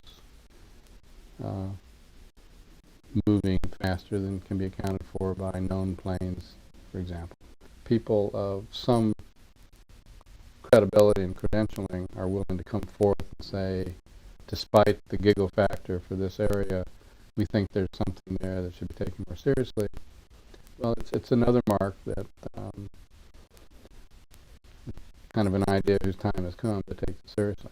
It should not be an area considered taboo by modern scientists. Here you have a guy who shows up before congressional committees doing whistleblowing activities, and under circumstances where a lot of people, if they could find holes in his credibility, would have been more than glad to try to destroy his stories and his credibility, and they didn't. And so then you suddenly have a fellow like that coming forward and saying that he has evidence from his own experience that there was crash retrievals and technologies that he personally was involved in distributing out. Why would a guy with that kind of background make it up? I had a chance to ask him about it once. And he said, well, the way it came out in the book is not exactly the way it was, but it's really that we waited until there were developments in regular American industry.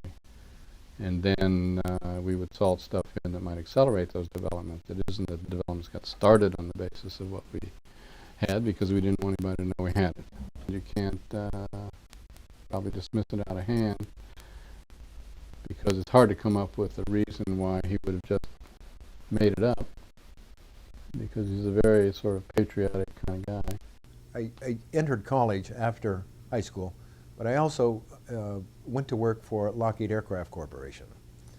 And after a year of employment in the regular field of aircraft construction and design, I was asked if I would like to go to a new department, or one that was already in gear, for a new project.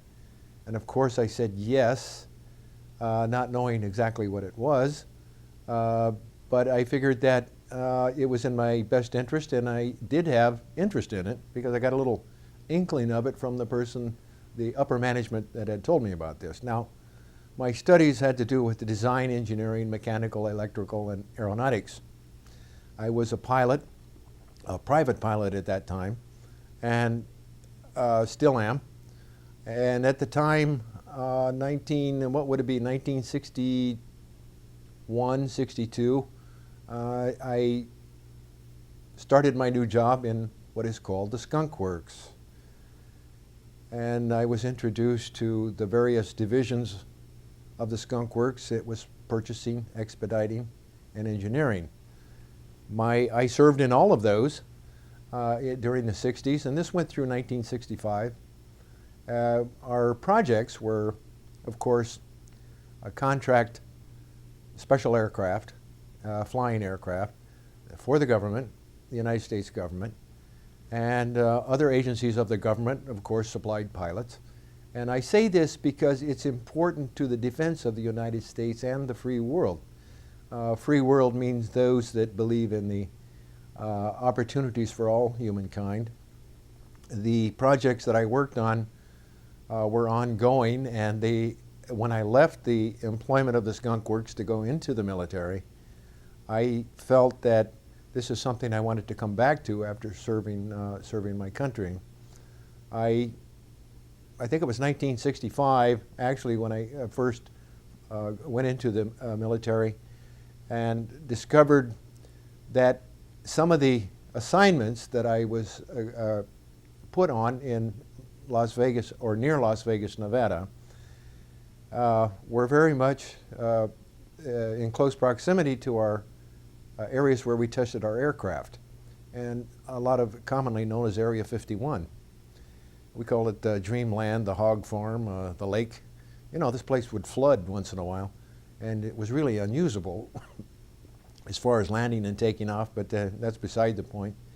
What the side that I know it from is that it is high security, and not really having to spend too much time in the area. I got a lot of feedback from people from my division at the Skunk Works as to what is happening out there. We're testing airplanes, and everybody knows that it tested special aircraft, such as the Blackbird, which I'm very proud of because that's my baby, and it holds some of the world's records to this day. Now, the thing about being in the military in that area is that they were radar sites, and we were attached to Nellis Air Force Base. Now, Nellis is a flight test, or pilot testing, or pilot training base for the U.S. military, but at the same time, it teaches and brings in pilots from other countries. North of Las Vegas, way up at the end of the northeast of the gunnery range, there is what we know as the Area 51. But across the highway that goes north from Las Vegas, is a site called Angel's Peak. Angel's Peak in itself covered the area, 51, covered the demonstration teams, the Thunderbirds as we know them, but it also covered a lot of other area like the Atomic Energy Commission test grounds to the west and to the north. Angel's Peak was a classified radar installation, and it's a lot of radar installations as we know them are up in the middle of nowhere. This one had a nice setting because it was east of Mount Charleston. So we would monitor the aircraft coming from Las Vegas into Area 51 or whatever passed by. And it was whatever passed by that became most interesting one night in I would say 1966 to 67, somewhere in that area. I stayed on base most of the time and heard a lot of commotion about 1 o'clock in the morning. And being that it was the summertime, I thought, well, you know, it must be very warm. We were at 8,000 feet. The radar domes were at 10,500 approximately. And I decided to get up, and I said, wow, it sure is loud. The sound carries a long ways on these days.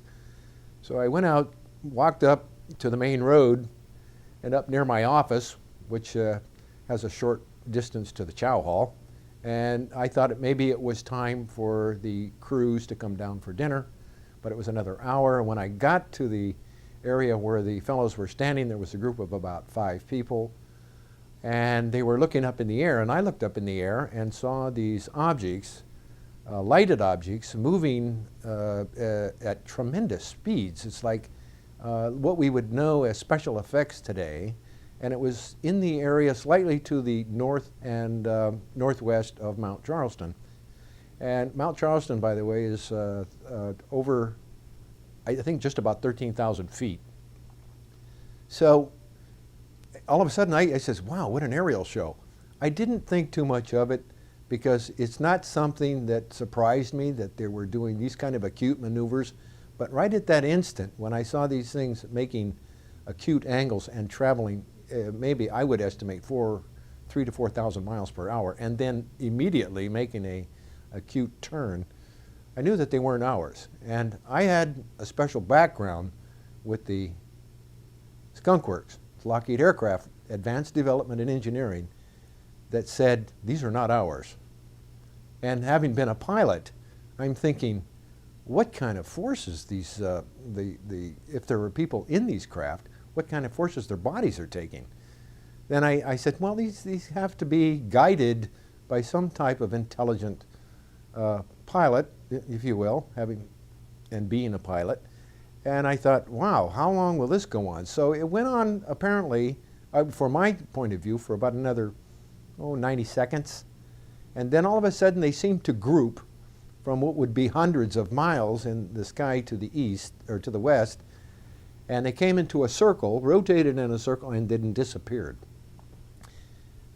And I thought, wow, what a show. So the security sergeant happened to be on duty, and we all looked at each other and says, gee, this is really something.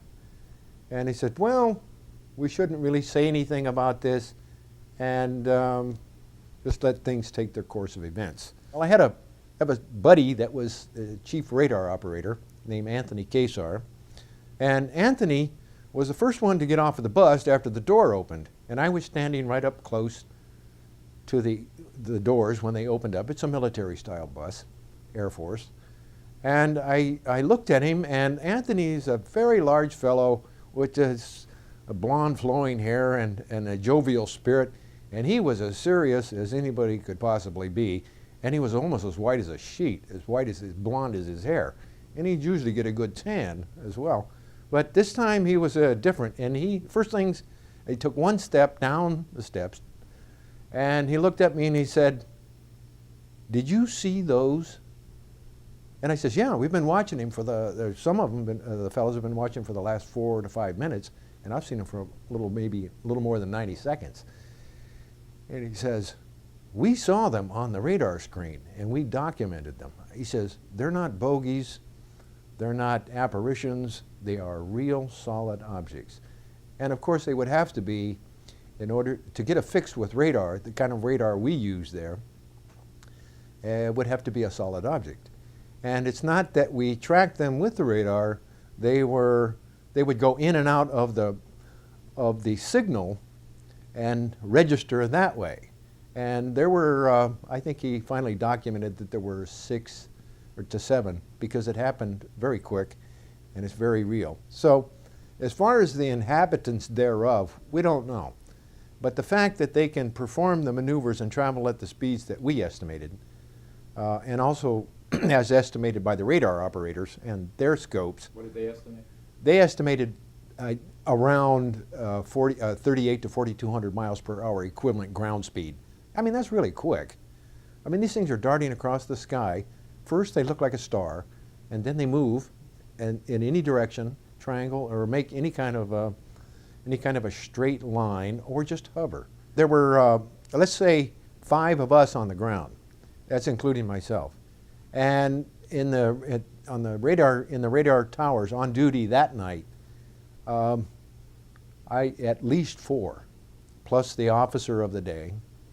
And so, you know, there's a couple of handfuls of people. Now, when there's an occurrence such as this in the Air Force, most of us had at least secret, most of us had top secret, and then there's a few that had above top secret clearances. Myself, I dealt with the documents, so of all types, and for that bit of that time period in the service, it was top secret. The people that would record the information, all this is recorded, and it is documented, and then it is signed off, and then it is put in the archives.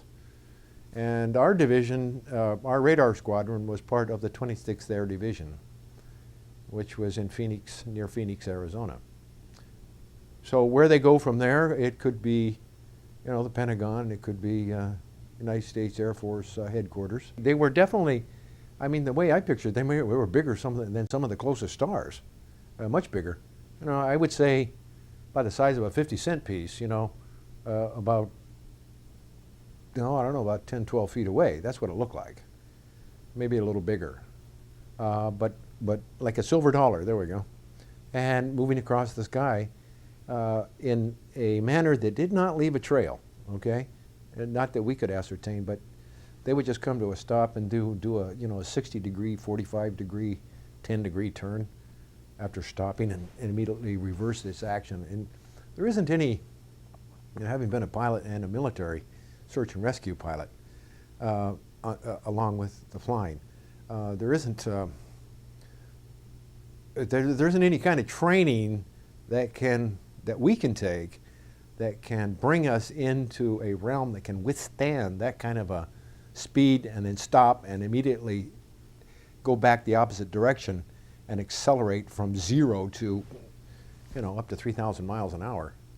When I was working with the Skunk Works, we signed an agreement with the National Security Agency and the National Security Council, as well as the CIA. And we kept very quiet about things because they always knew where we were and what we were doing. And I automatically had that team spirit, and we were a big family there, and I was very proud of that, having worked directly for Kelly Johnson. I'll put it this way, I'll answer you this way. Yes, there were new projects being launched all the time. And yes, there were new propulsion systems at that time. And you know, you understand that the SR-71, we took some great risks. And I feel... Yeah, but that was internal combustion. Well, not, yeah, it was, but it was very advanced. And some of the technologies that we learned, I was asked a question by a fellow businessman several years ago, 1997. Do you think that some of your, the technology that you incorporated into that aircraft came from outside sources, outside the planet Earth? And I says, it's very possible. But I says, you have to remember, we came up with some, we still have to make it work here on planet Earth. And yes, there's a good chance, but that, nevertheless, everything worked quite well. And the propulsion systems that you're asking about, I heard that there were. but the left hand never knew what the right hand was doing, and for good reason. Again, they didn't want us asking questions. They wanted to stay focused on the projects that we were working on. I came in at the tail end of the U-2 project. That still continues, their use of that type of aircraft. And then came the SR-71, otherwise known popularly as the Blackbird. So the propulsion systems, yes, there were new ones being developed. From what I learned over a period of years, anti-gravitational, actually using the force that is generated by naturally by the planet Earth, is to repel off of it. There was research going on with that, maybe by consultants to the Skunk Works. We know, we can safely say that yes, there were some captured craft from 1945 or 47, was it? In Roswell, New Mexico, and yeah, they were real. And yes, we really did get some technology from them. And yes, we really did put it to work. And we can thank people in the United States Army to have the foresight to put these into industry for the benefit of the people of the world. I know this to be a fact. We put it to use, but it took us a long time to figure out what it was, and then figure out how we can use it, and then what to use it for. And are those products useful for humanity? It wasn't until actually later on in the 80s and 90s, this recent, when I founded a company called Light City Technologies.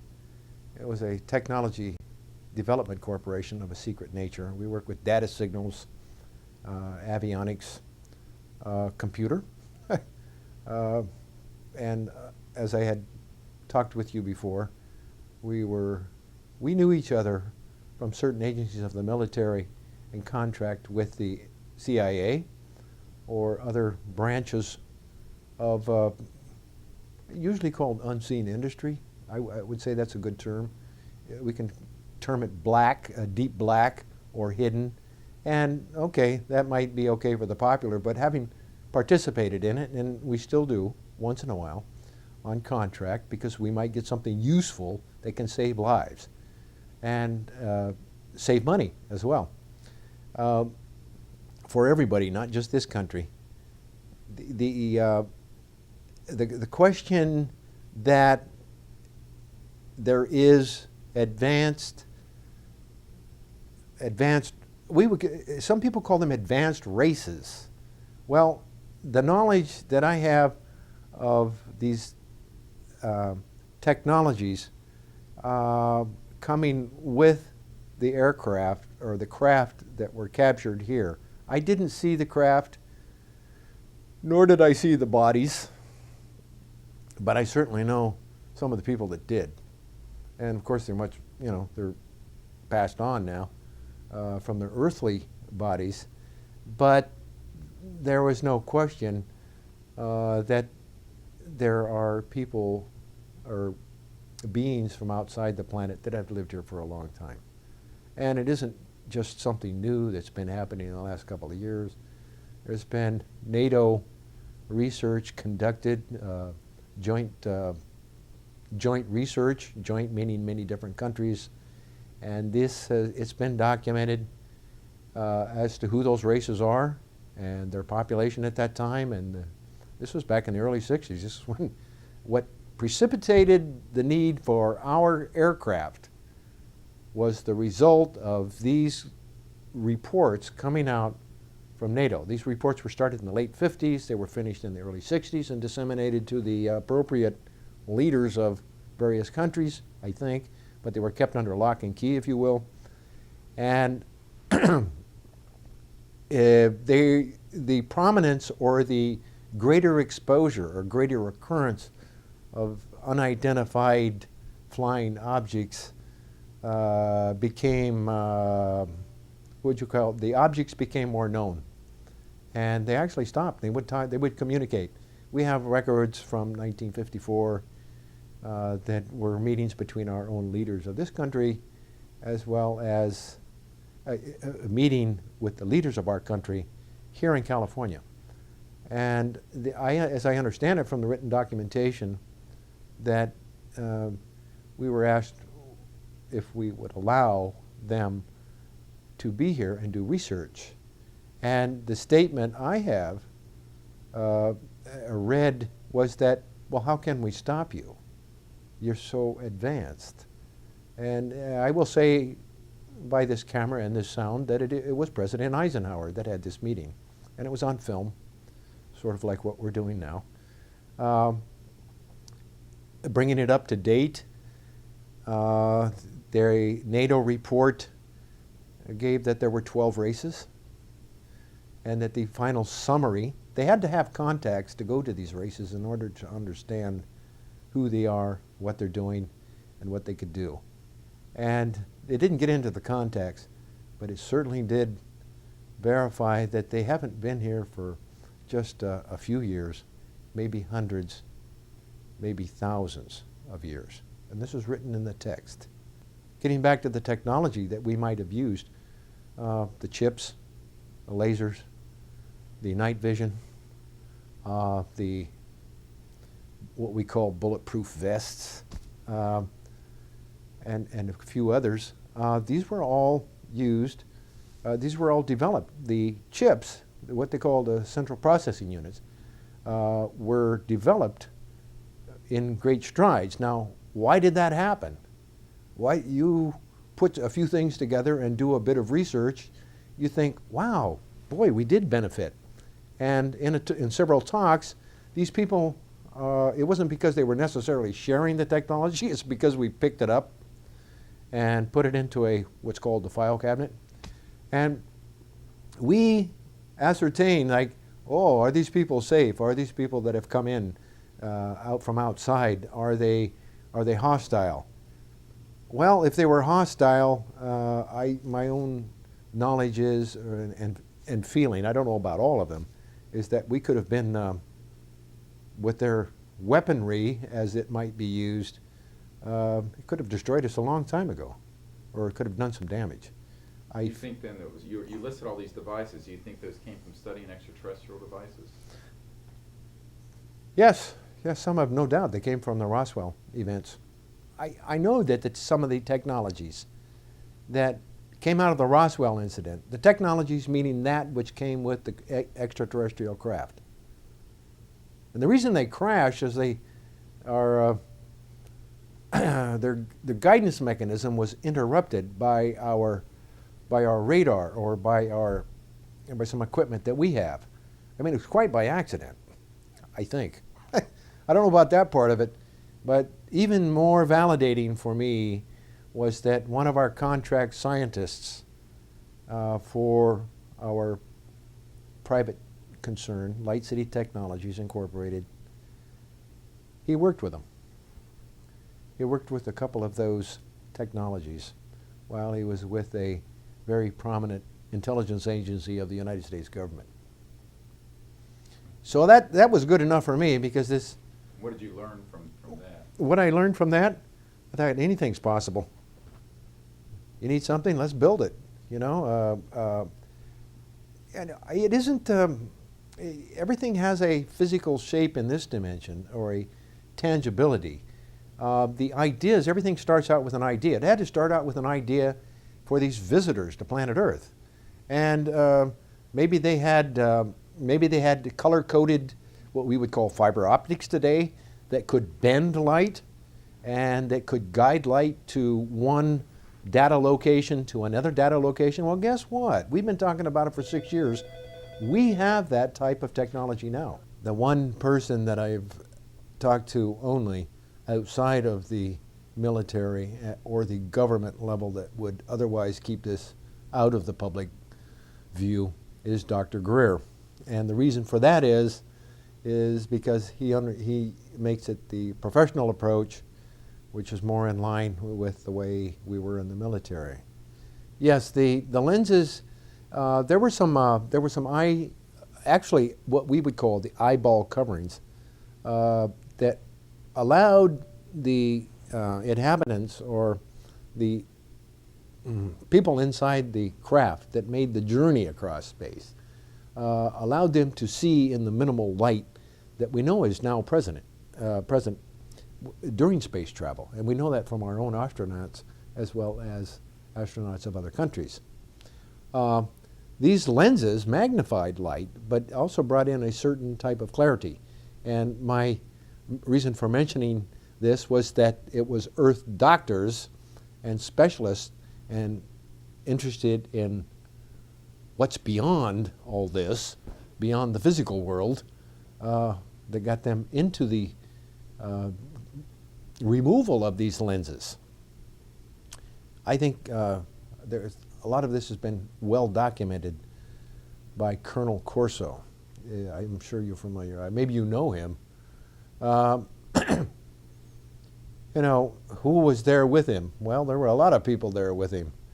But a lot of the things that are said in the book or documented in the book by the How for Corso, I can verify, corroborated by the people that I have worked with and do work with now.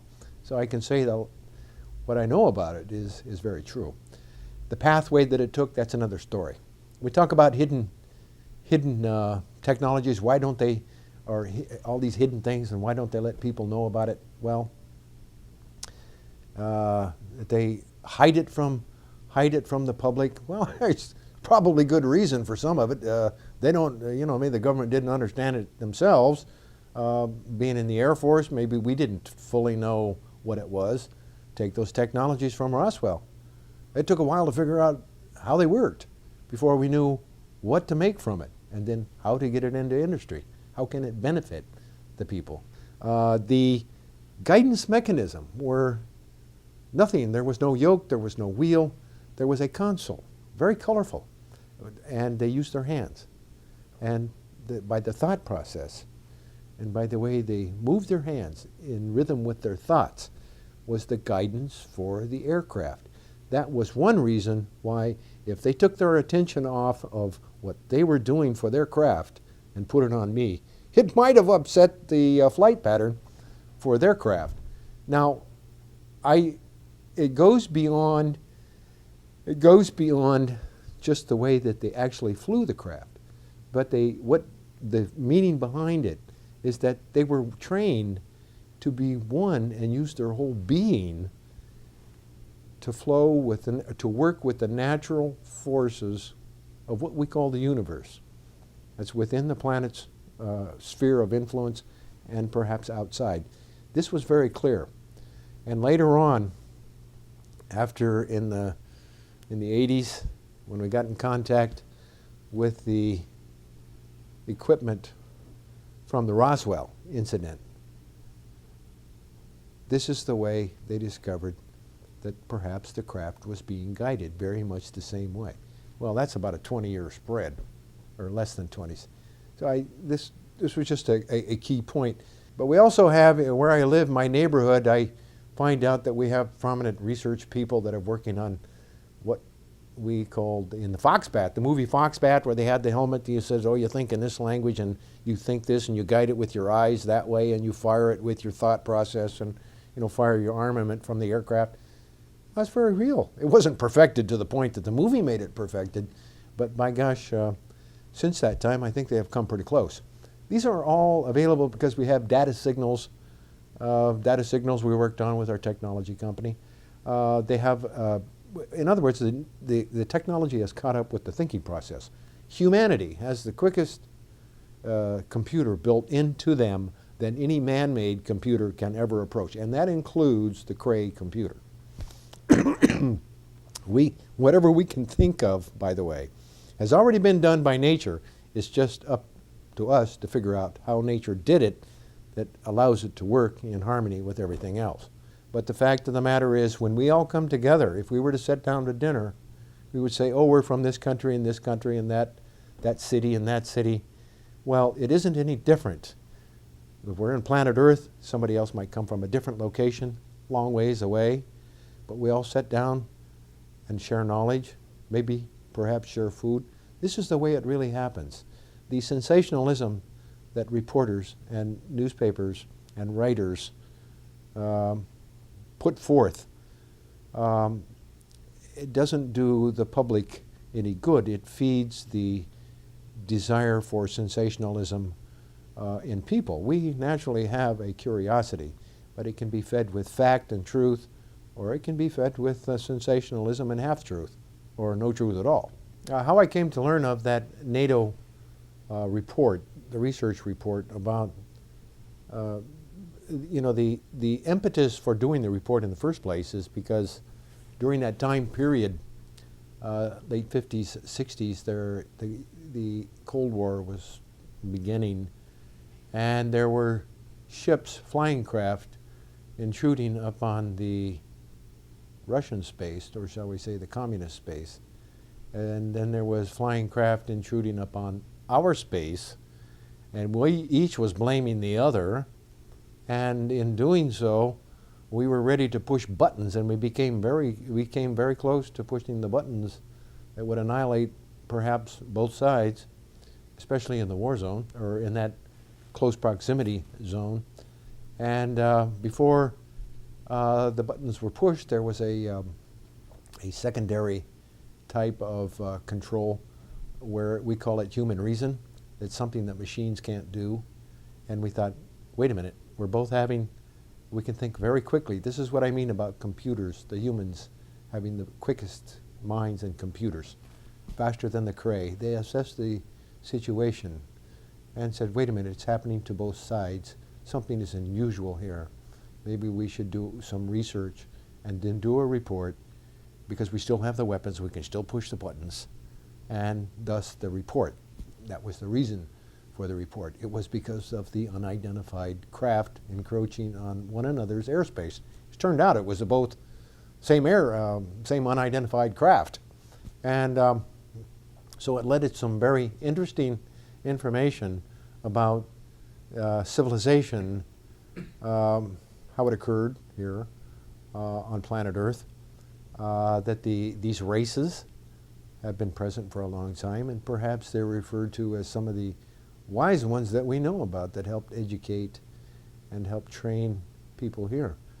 Having been employed working for the CIA and being trained as an observer, there was when you observe something and you follow the pathway, you follow it back to its source, and then you go back further for the reason. Then you get to the crux of the matter, why something may have happened.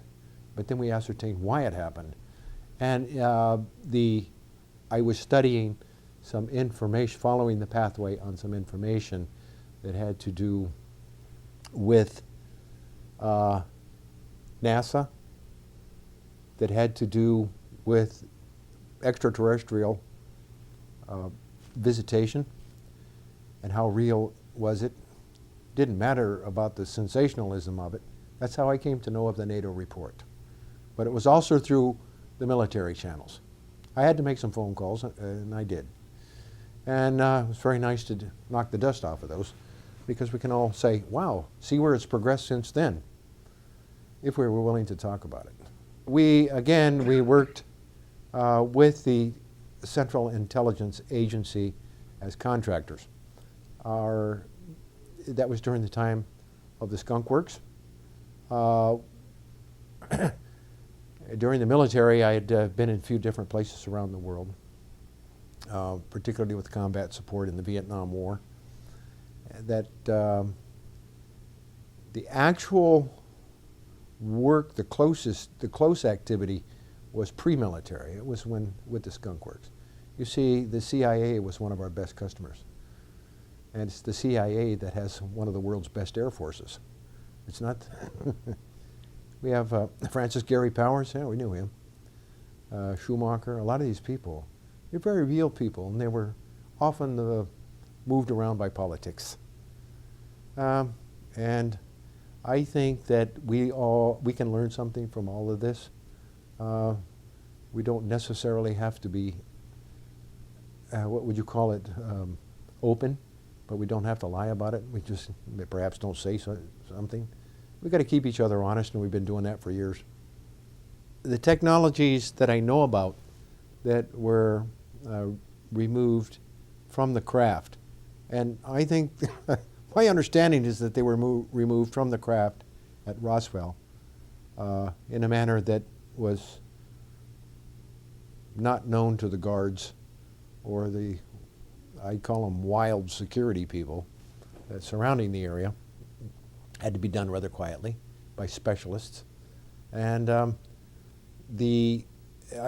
like to add too that I feel that I'm not positive, but I think it would. Some of this technology came from crafts of other crashes. Okay, not just. There's a lot made of Roswell, and they're not even sure where the things went into the earth near Roswell. But it's near Roswell. I know that, and I wouldn't say where the other areas are, but it happened to be in the area of New Mexico. I do know that there was, let me say this, that as far as the validation of these, what we call these little beings, the engineer that did some work for the military was asked if he'd like to do a special project, and it was in New Mexico, and it was to build a trainer, if you will, flight trainer. And he built the flight trainer as a mechanical engineer, electrical engineer. And through the process of building, he discovered that he was to work with some other people. After it got to a certain point, the other people came out, and they were these little guys. Not much, kind of startling because they're all short people, but very, very intelligent. It's like very intelligent children. Super intelligent children. And pretty soon it became like just us sitting here. And what they were building was a trainer for us to learn how to fly their craft. It's a very interesting approach. So back to your question, the technology. It comes about in many different ways. We refer to the crashes, the way Colonel Corso documented those, and General Trudeau documented those, and the input from our own associate group during the 90s. There is,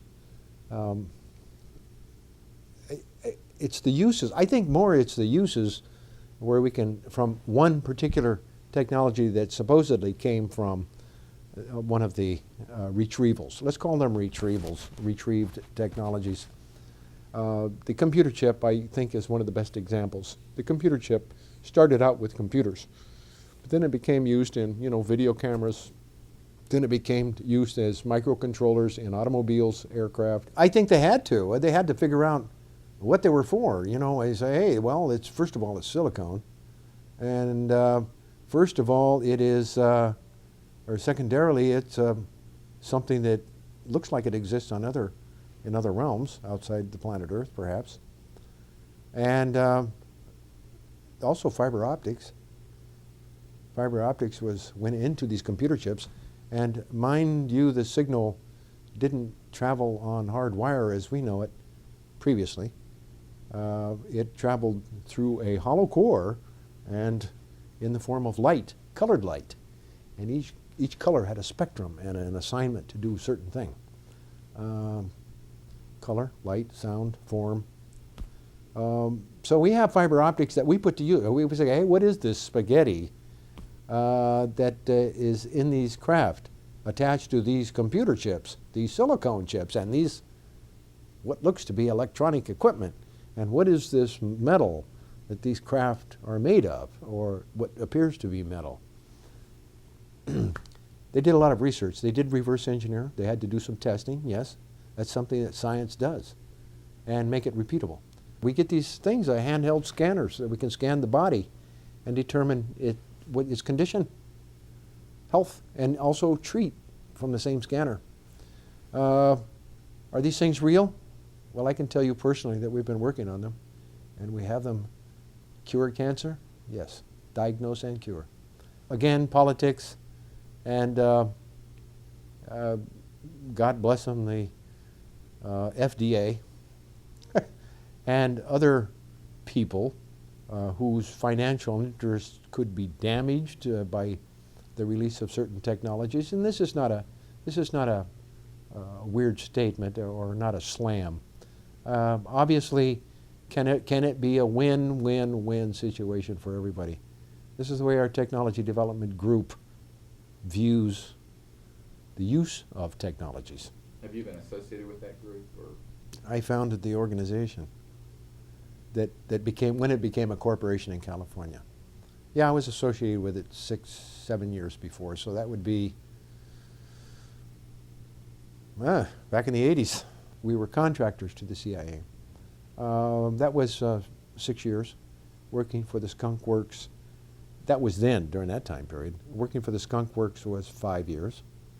And the military I was in for a standard 4. Yes, there was confirmation. In 1997, I met some of our, what we called our expert recon people in the military. Highly trained and you know, we could blow up cities and terminate great thousands number of people.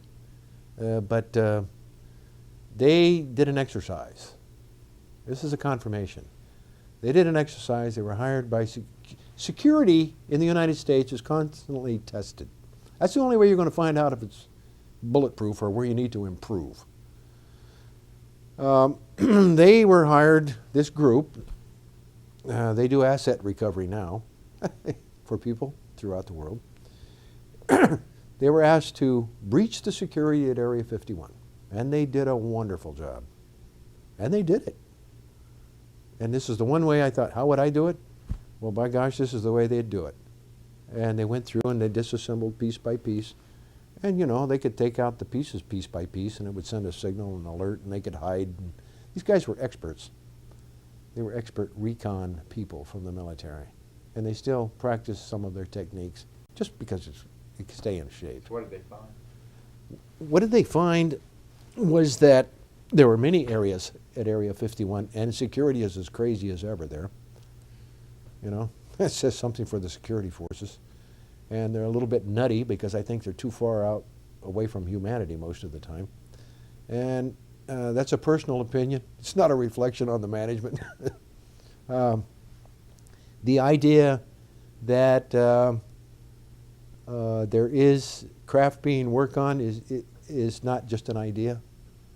Yes, there was craft there. I've talked to others that have worked on it. There's different levels there. What you see on the surface is not representative of all of the research areas that are there. But where they're actually located, if I were to, you ask me, can you take me there? No, I couldn't do that. I could take you where the hangars are and where the airfields are, the landing.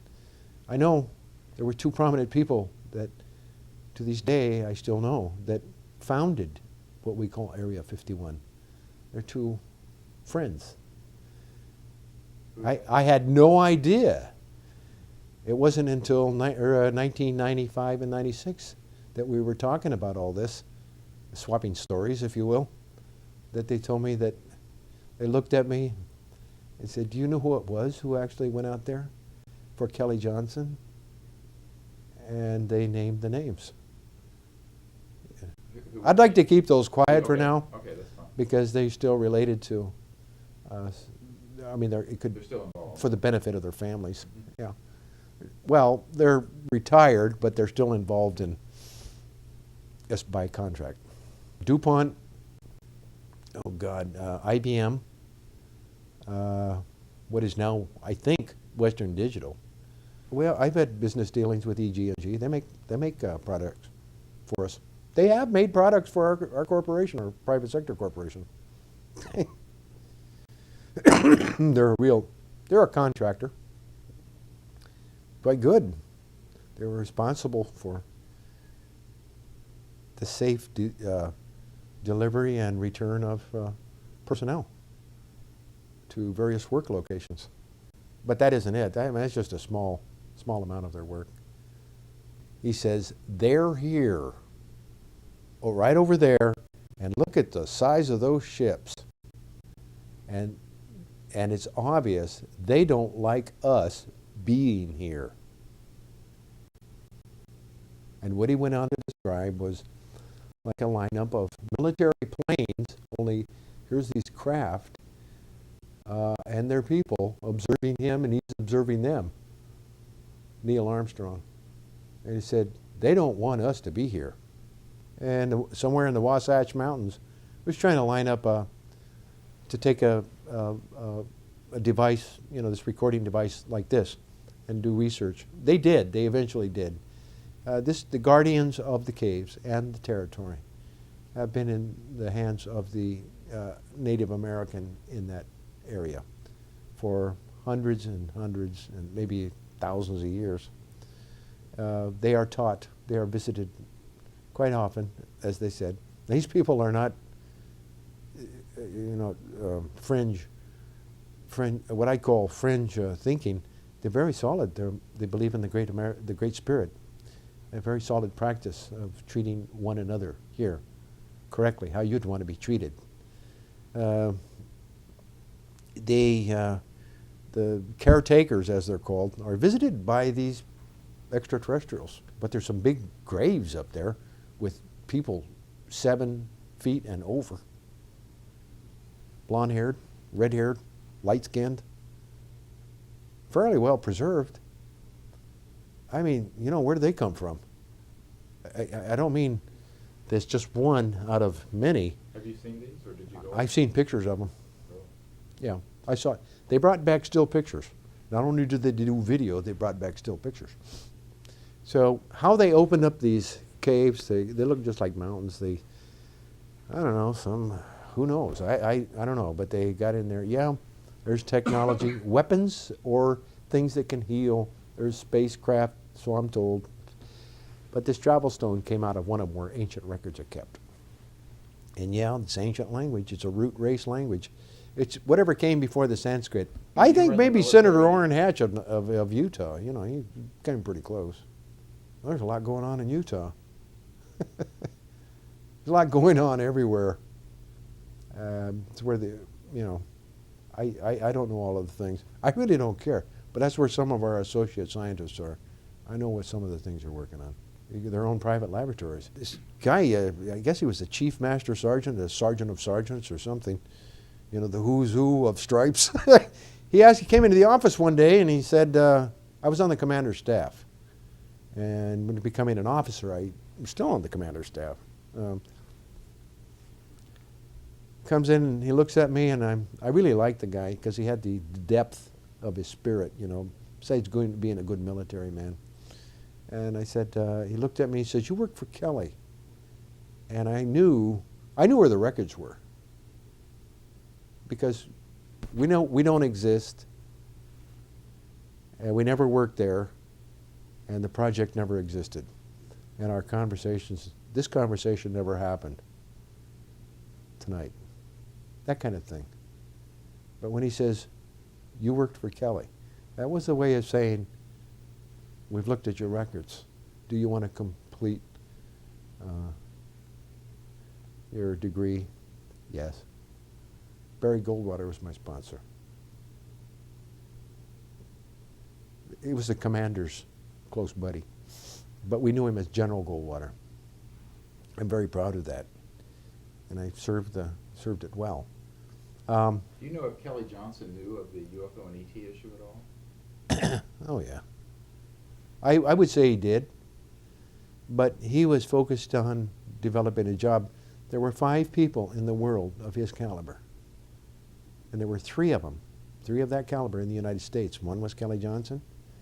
The other one was Jack Northrop, who lived in my neighborhood. Kelly Johnson lived in our neighborhood. I mean, he lived across the Verdugo Valley. He overlooked the... he looked like a chipmunk to me, the greatest chipmunk in the world. They call him the chipmunk. In fact, the skunk, that's where the skunk, you know, sort of like a chipmunk, that was our symbol.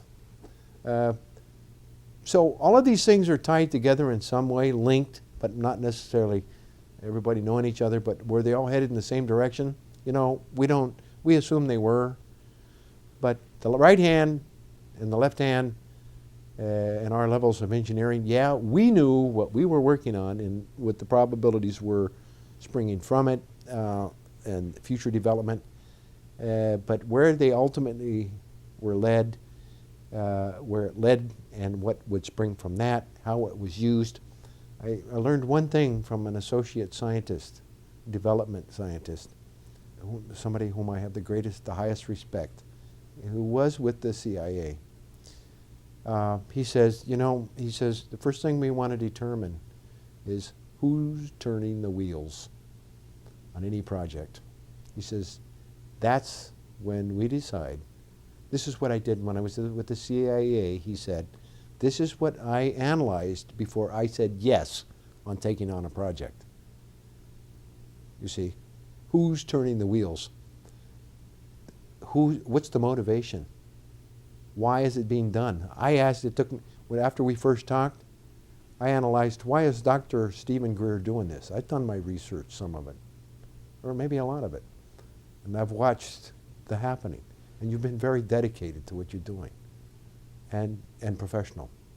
And that's why I'm here tonight. That's why I'm speaking with you. Thank you. I'm glad you're here. And we still have those contacts around the world that can verify a lot of things. We all have our agreements that we signed, and they're still, to be honored. Right. However, there isn't any reason why certain information can't be shared when it's for the benefit of humanity. One of the premises for founding this technology corporation that I did in 1998 was to bring forth these technologies that can help get rid of the toxics, that can clean the air, that help get rid of the need for so much fossil fuel, or help it become more efficient, that can help humanity in the form of education, that helps clean up pollution. I already said that in various forms. Yes, it is time. And I can tell you personally that it's already started. And I can prove what we have come up with. We can prove. The energy generation systems that the associates have brought forth deal with using natural energies from planet Earth. And there is a natural harmonics of the planet that's already been proven. One of our own Air Force research members, I think out of Wright-Patterson, or Dayton, Ohio, pardon me, mapped the energy system of the planet Earth. They've also discovered that there are craft underneath that sand. Flying craft. I've never seen them, I don't know. NASA itself got involved in spending $10 million of our taxpayer money to go in and get a certain